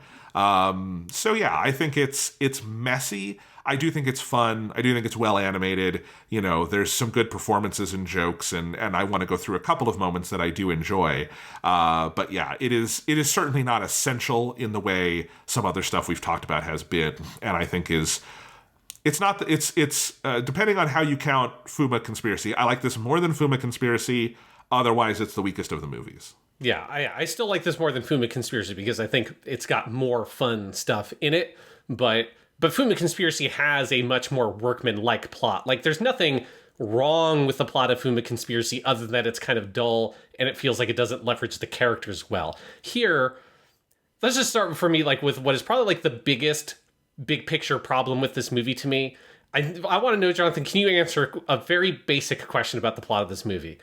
Why does the Nostradamus sect want the lost prophecies of Nostradamus in that vault? Do they, though? Because don't they? Isn't that why they're trying to get into the vault? Why are they trying to get into the vault, then? I guess they do. Chris has a separate plan that he at one point goes off on this speech about how he wants, because Lupin says that to Chris, that you guys just want the real book, right? And Chris says, oh, you don't understand. We want something so much bigger than that. So then why is Chris breaking into the vault at the end of the movie, I don't know. then? I thought maybe they wanted to destroy the real book so that so that Douglas can't go on TV and say, I have the real book, these guys are full of shit. I guess that was their motivation, but did anybody say that in the movie, that was a thing that he was going to do or that they were worried about? Well, yes, because there's a scene where Douglas gets on TV after his wife goes off on him at the soccer game, and he says, I've got the real book. But at that point, that's when they interrupt the broadcast with the description of the building's going to come down, and everyone runs away before Douglas can start talking. And I think they say, we've got to get that book at that point. But no, they don't say. Fast. I mean, he does say those lines, but that is after all of this has been set in motion. They are breaking in. They are trying to break into the vault. Okay. So this is, for me, is the big conceptual problem with the movie. The lost prophecies of Nostradamus have no value to any character in any practical way in this movie. But it is the thing that everyone's trying to get, because here's the other problem, with the thing of that if they're worried about that, if they're worried about that, it's going to get out there that these lost volumes are real and it's not what the cult has said they are. That needs to be explicitly stated and made clear early in the movie, because if the only time that comes up is right at the end, well, the cult leader has set and planned the whole Fujiko thing where he's given her $50 million says he's going to give her that amount of money to go steal the lost prophecies, right? So it's is the other all of that is so convoluted. You're right. This is the other weird plot hole, is that Fujiko has a $50 million contract to get the book that we later learn is the sect has given this to her. So why are they sending someone else to fight Lupin and Company when Lupin and Company are working for them? If they just left Lupin and Company alone, they would get the book, they would either give Fujiko 50 million or kill her or whatever, and then they wouldn't have to send Chris and everyone out to be doing the action. So yes, that is a weird part. Also, I do not believe that they would go to all this trouble for $50 million. That's not enough for the Lupin gang. Lupin has $300 million worth of debt. He's only getting this 60-40 with Fujiko is what she says. Fuck off. Lupin has better things to do. That diamond is probably worth more that he's got in the fucking doll. Come on. Man. Yeah. But the whole second half of the movie, I was going insane just trying to figure out, why are they trying to get the lost prophecies of Nostradamus when they have already convinced everybody that they have the lost prophecies of Nostradamus? They're using it to control people. They've never been, again, it's never made clear that Douglas would threaten them with that he has the real ones. And I think the reason why they don't write in that that's something that Douglas threatens, because why would he even threaten it? Why wouldn't he just do it? There's no reason for him not to release images of the real prophecies of Nostradamus that he has access to, right? It's just there's no it doesn't make any sense. It just feels like they had the idea for the Lost Prophecies of Nostradamus, but they didn't figure out how to actually work it into a plot line. Because if they had done something like, oh, the cult leader guy really believes it, right? He thinks that he is actually interpreting the real prophecies of Nostradamus and that those are becoming real. And Chris is the guy who's like making it happen behind the scenes because he has ulterior motives or something. Then it would work. Okay, now the cult leader wants it because he thinks that this is like a legitimate thing or something like that. But the fact that everyone is going after this lost prophecy of Nostradamus, it is the MacGuffin that the whole climax of the movie revolves around. But its actual practical value has not been made clear in any way, shape, or form to any of the major characters. It just drove me fucking crazy. It's like the worst MacGuffin plot I have ever seen. Because oftentimes MacGuffins are like, you know, it's kind of slapped together. But it's usually just a very simple, oh, well, they want the money, right? Or it's like it's a nuclear missile like in Voyage to Danger, and that's why they want its power. But the Lost Prophecies of Nostradamus are valueless. They mean nothing to every single character in the fucking movie. So why is it the whole thing that the ending of the movie is hinged around? I hated that. It just made me fucking insane. I don't understand. It seems like a problem that would have been very easy to solve in the scripting level that I just am infuriated by. Yeah, it did not bother me to that level at all, but I totally understand the frustration because it's a messy script. I mean, that's the biggest problem with this movie. They did not get that fully together, and it doesn't have that sort of madcap energy that, you know, Legend of Gold of Babylon also has a very messy script, but it kind of doesn't matter. Like, that movie is insane, and like that's just what's fun about it. And this movie doesn't have that level of kind of bonkersness, I think, to fully you know, also, like, the MacGuffin they're searching for is a giant tower of gold. It's easy to get our head around that in Babylon, right? Yeah, I'm not confused about why all the characters want to get the giant ancient gold Tower of Babylon in the Tower of Babylon. Is it fucking wild that tower was made because aliens on Halley's Comet visited ancient Babylon and made the humans to put all their gold into a giant tower that then the aliens stole and dropped over ancient Manhattan and it buried in the earth underneath where modern day Madison Square Garden is? Yeah, that's fucking insane. But from a character motivation perspective, it's not weird that characters are going after this. It's not weird that the alien lady wants it. Like, that makes perfect sense. But it would be like if all those characters were after the Golden Tower of Babylon, even though all of them have stated at different points over the movie something to the effect of like, oh, but gold is pointless. Like, gold doesn't mean anything anymore. You know, it's all about like, you know, stocks these days or some shit, you know, and it's like, they just like kept on repeating that's like, oh, but it doesn't really matter because the aliens aren't going to come back anyways or something that like robbed it of its meaning, the way that every character knows that the prophecies of Nostradamus mean nothing and don't determine anything about the future. They all know it's bullshit, including the cult. So it's like, why does anyone care about what the prophecies are? Well, I mean, it's right there in the title of the movie, Sean. Fuck off, Nostradamus. Yeah, get fucked, Nostradamus. I wonder if that was like the screenwriter made that title because he's just like, I just couldn't fit it all together. Like, it couldn't work. This Nostradamus, it's bullshit. You know, just get fucked, Nostradamus, and that's why he wrote that title. Can I go through a couple of my favorite moments from this movie? Just a couple of good things I liked. Yeah, go ahead.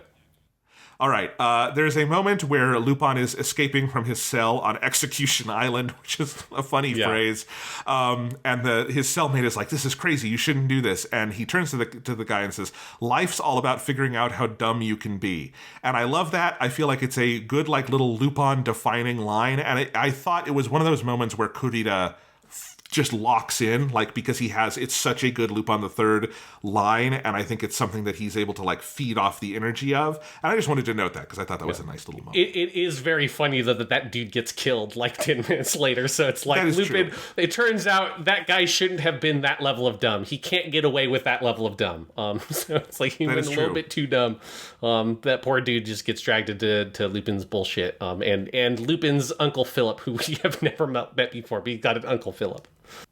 His uncle, yeah, voiced by Joji Yanami, who's great. Joji Yanami has appeared in Lupin in a bunch of like small roles before, but I liked having him here. We get another version of the joke where Zenigata thinks Lupin is dead and his life has no meaning.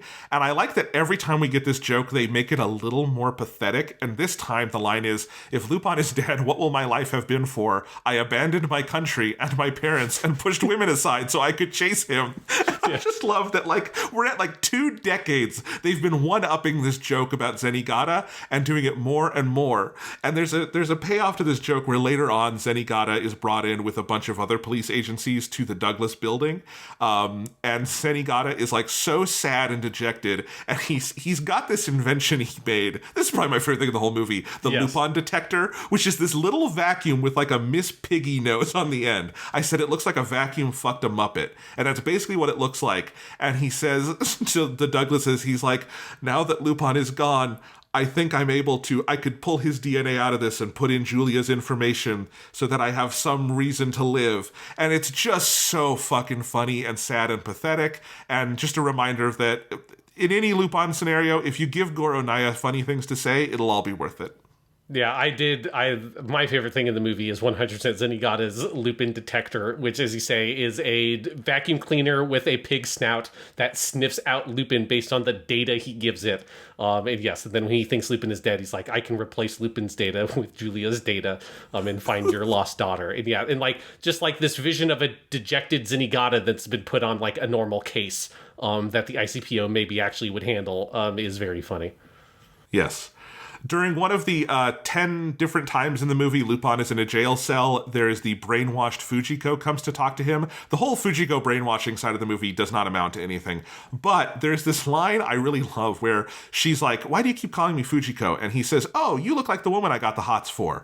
She loves money and jewels, has an iron will, and always betrays me. And Fujiko says, wow, what a terrible person. And he goes, that's why I adore her so. And I thought that was, and then he says, I always look forward to her backstabbing me. And she's like, I would not understand such feelings. And I really like that little bit of writing of like Lupin fully admitting the just horrifically toxic codependent relationship he has with Fujiko, but in this like sing-song, Kurita is great here, of like, this is, I got this gal, she's always betrayed me, I love her, and it's such a good moment. Yeah, that is, I think, one of his best line deliveries in this movie, is that him saying, "Soko ga kawaii da yo." Like, that's what's so cute about her. Yep. Jigen gets a good standoff with Chris in the middle of the movie where there's this big, like, purple sky at sunset animation, big, great, like, Jigen standoff moment. And there's this part where he says to Chris, if you're going to pray to God, then you should believe in him first. And in between the two halves of that line is when Jigen cocks his gun. Just a nice Jigen badass moment. The most outlandish thing to ever happen in Lupin happens in this movie. More outlandish than the aliens or the time travel or anything. It is that in this movie, soccer becomes super popular in the United States. That is an established fact in this movie, that because the World Cup was held in the big Douglas Earth building, we learned that soccer has become so popular that people are flocking to come see the Brazilian team in New York. Never in a million years, this country is so apathetic towards soccer. I'm sorry, that is more ridiculous than the aliens.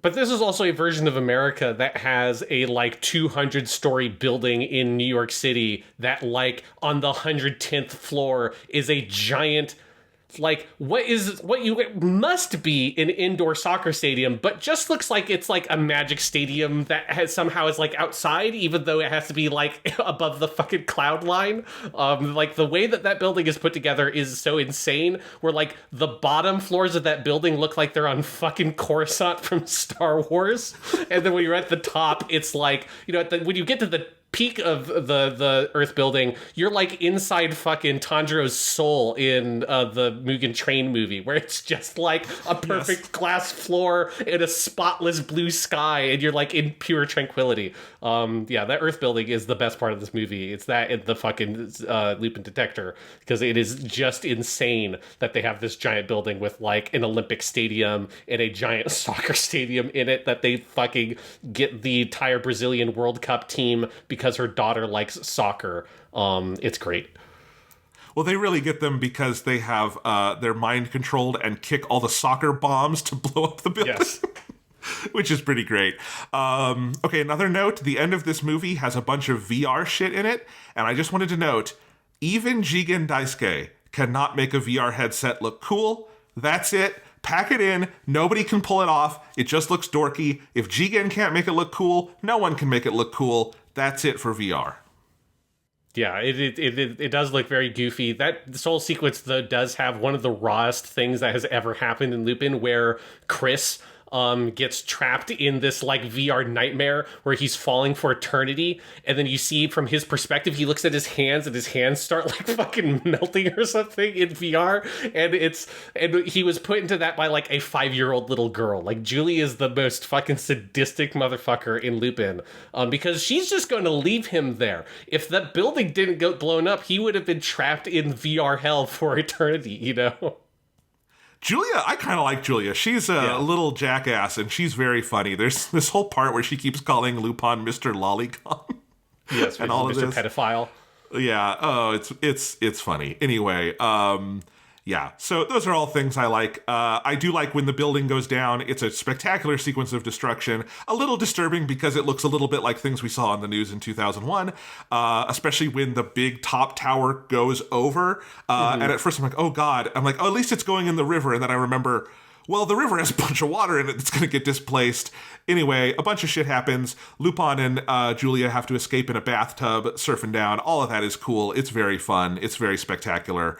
I just wish the whole movie had been about the cool building and the Lupin detector.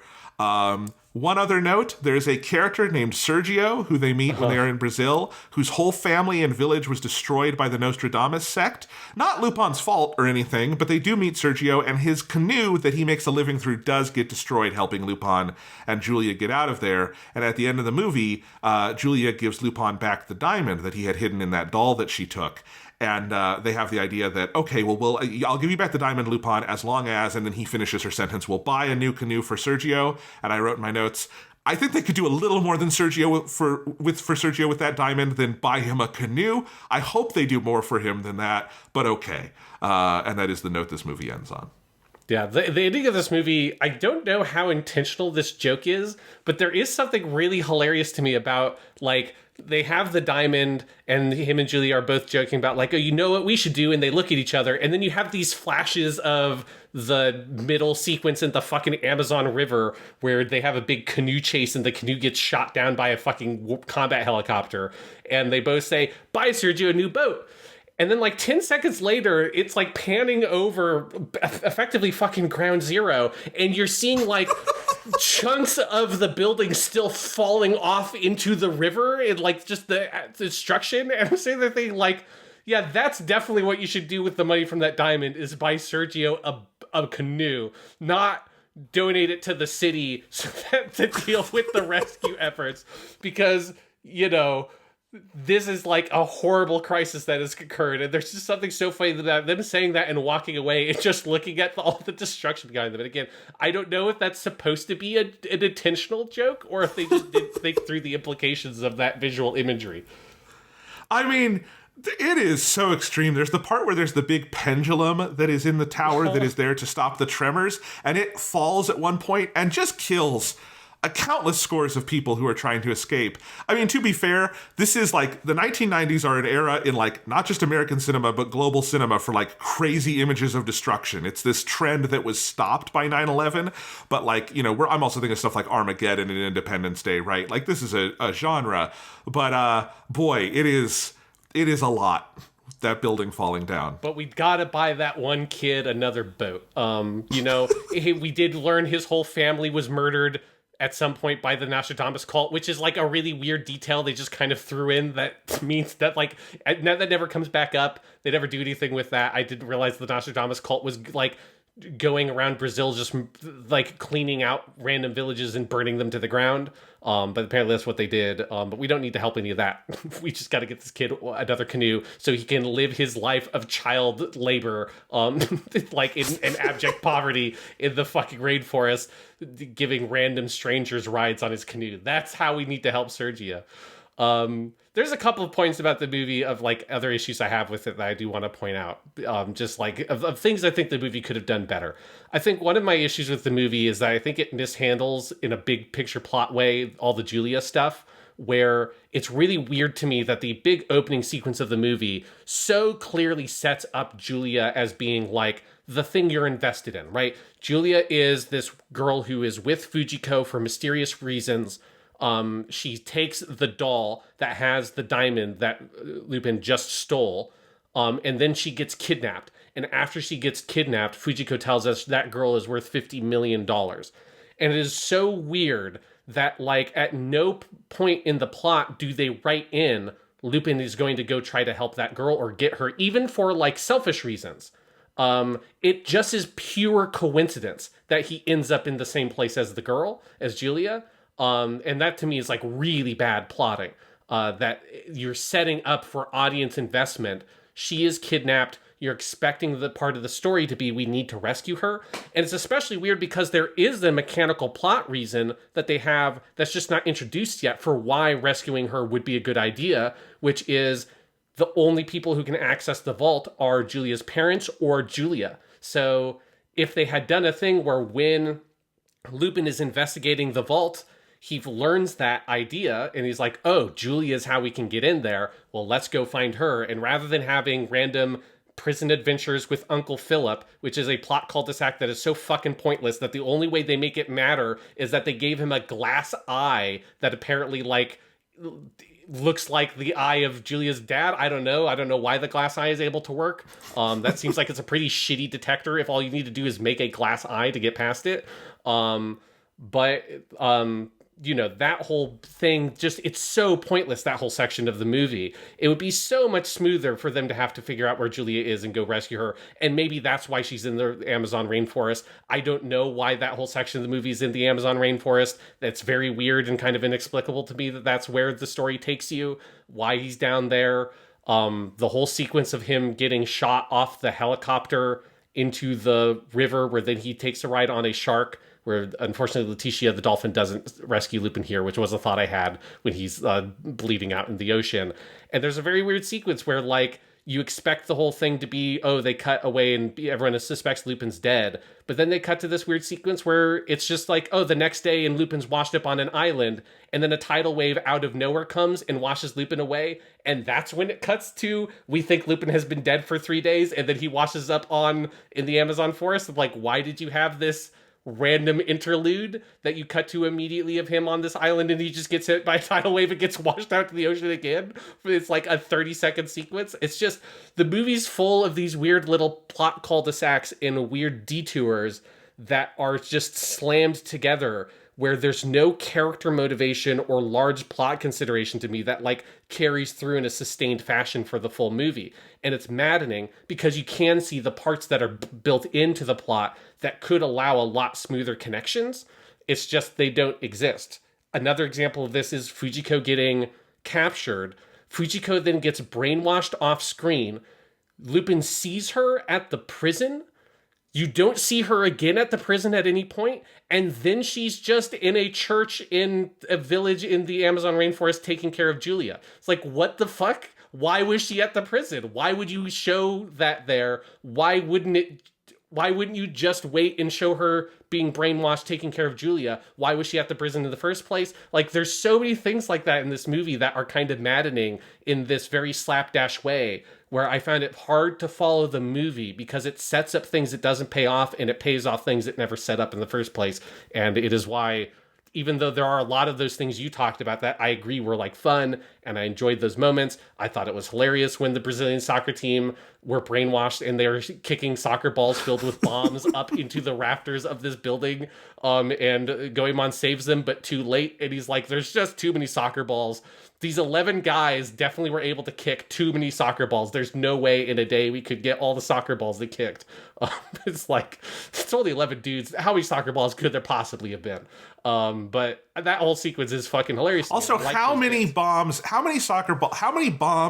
that you could fit in a regulation soccer ball would you need to take down a building like that? Yeah. I would love to know, any pyrotechnics experts out there, this sounds like I'm commissioning a crime. I'm just like wondering what's the snowball it for us. What do you think it is?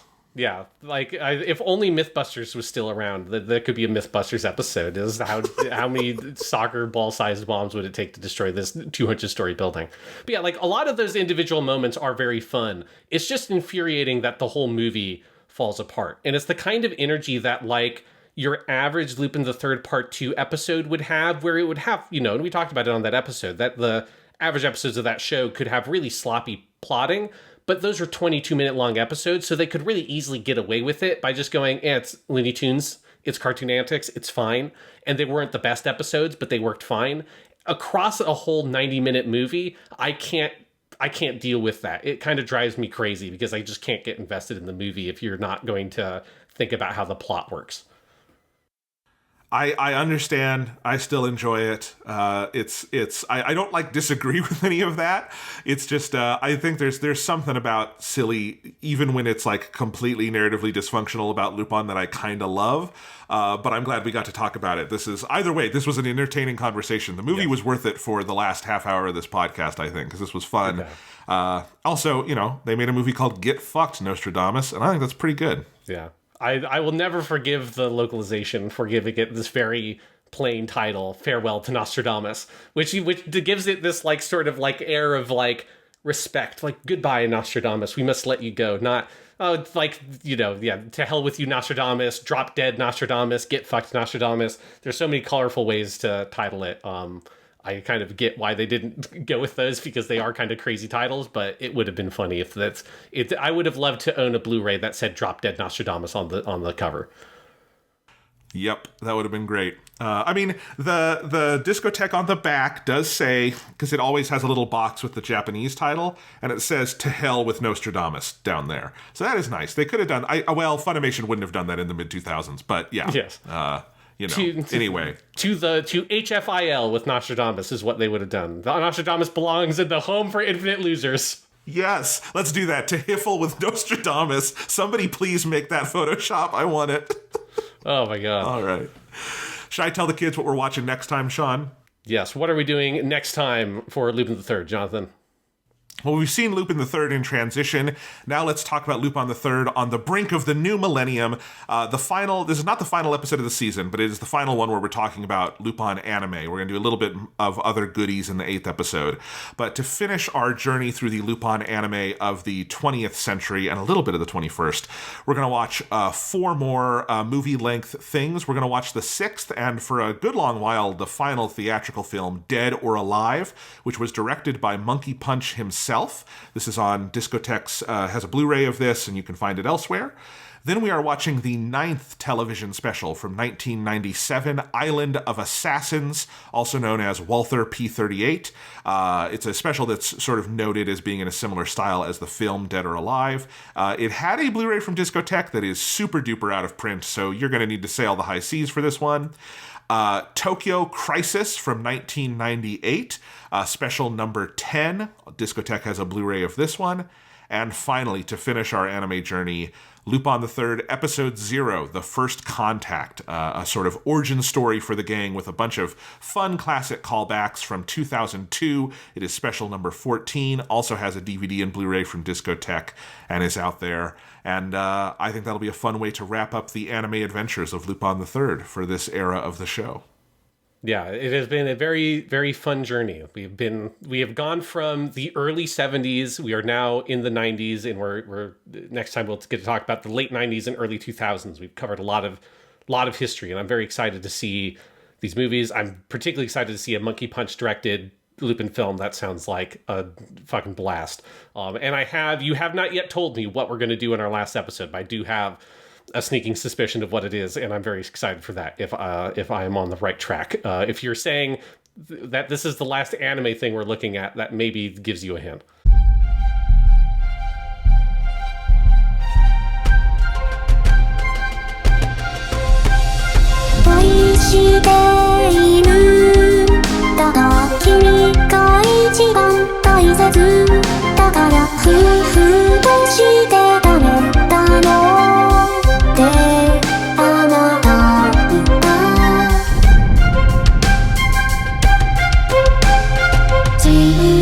できないことを全て自分に言い聞かせ続ける。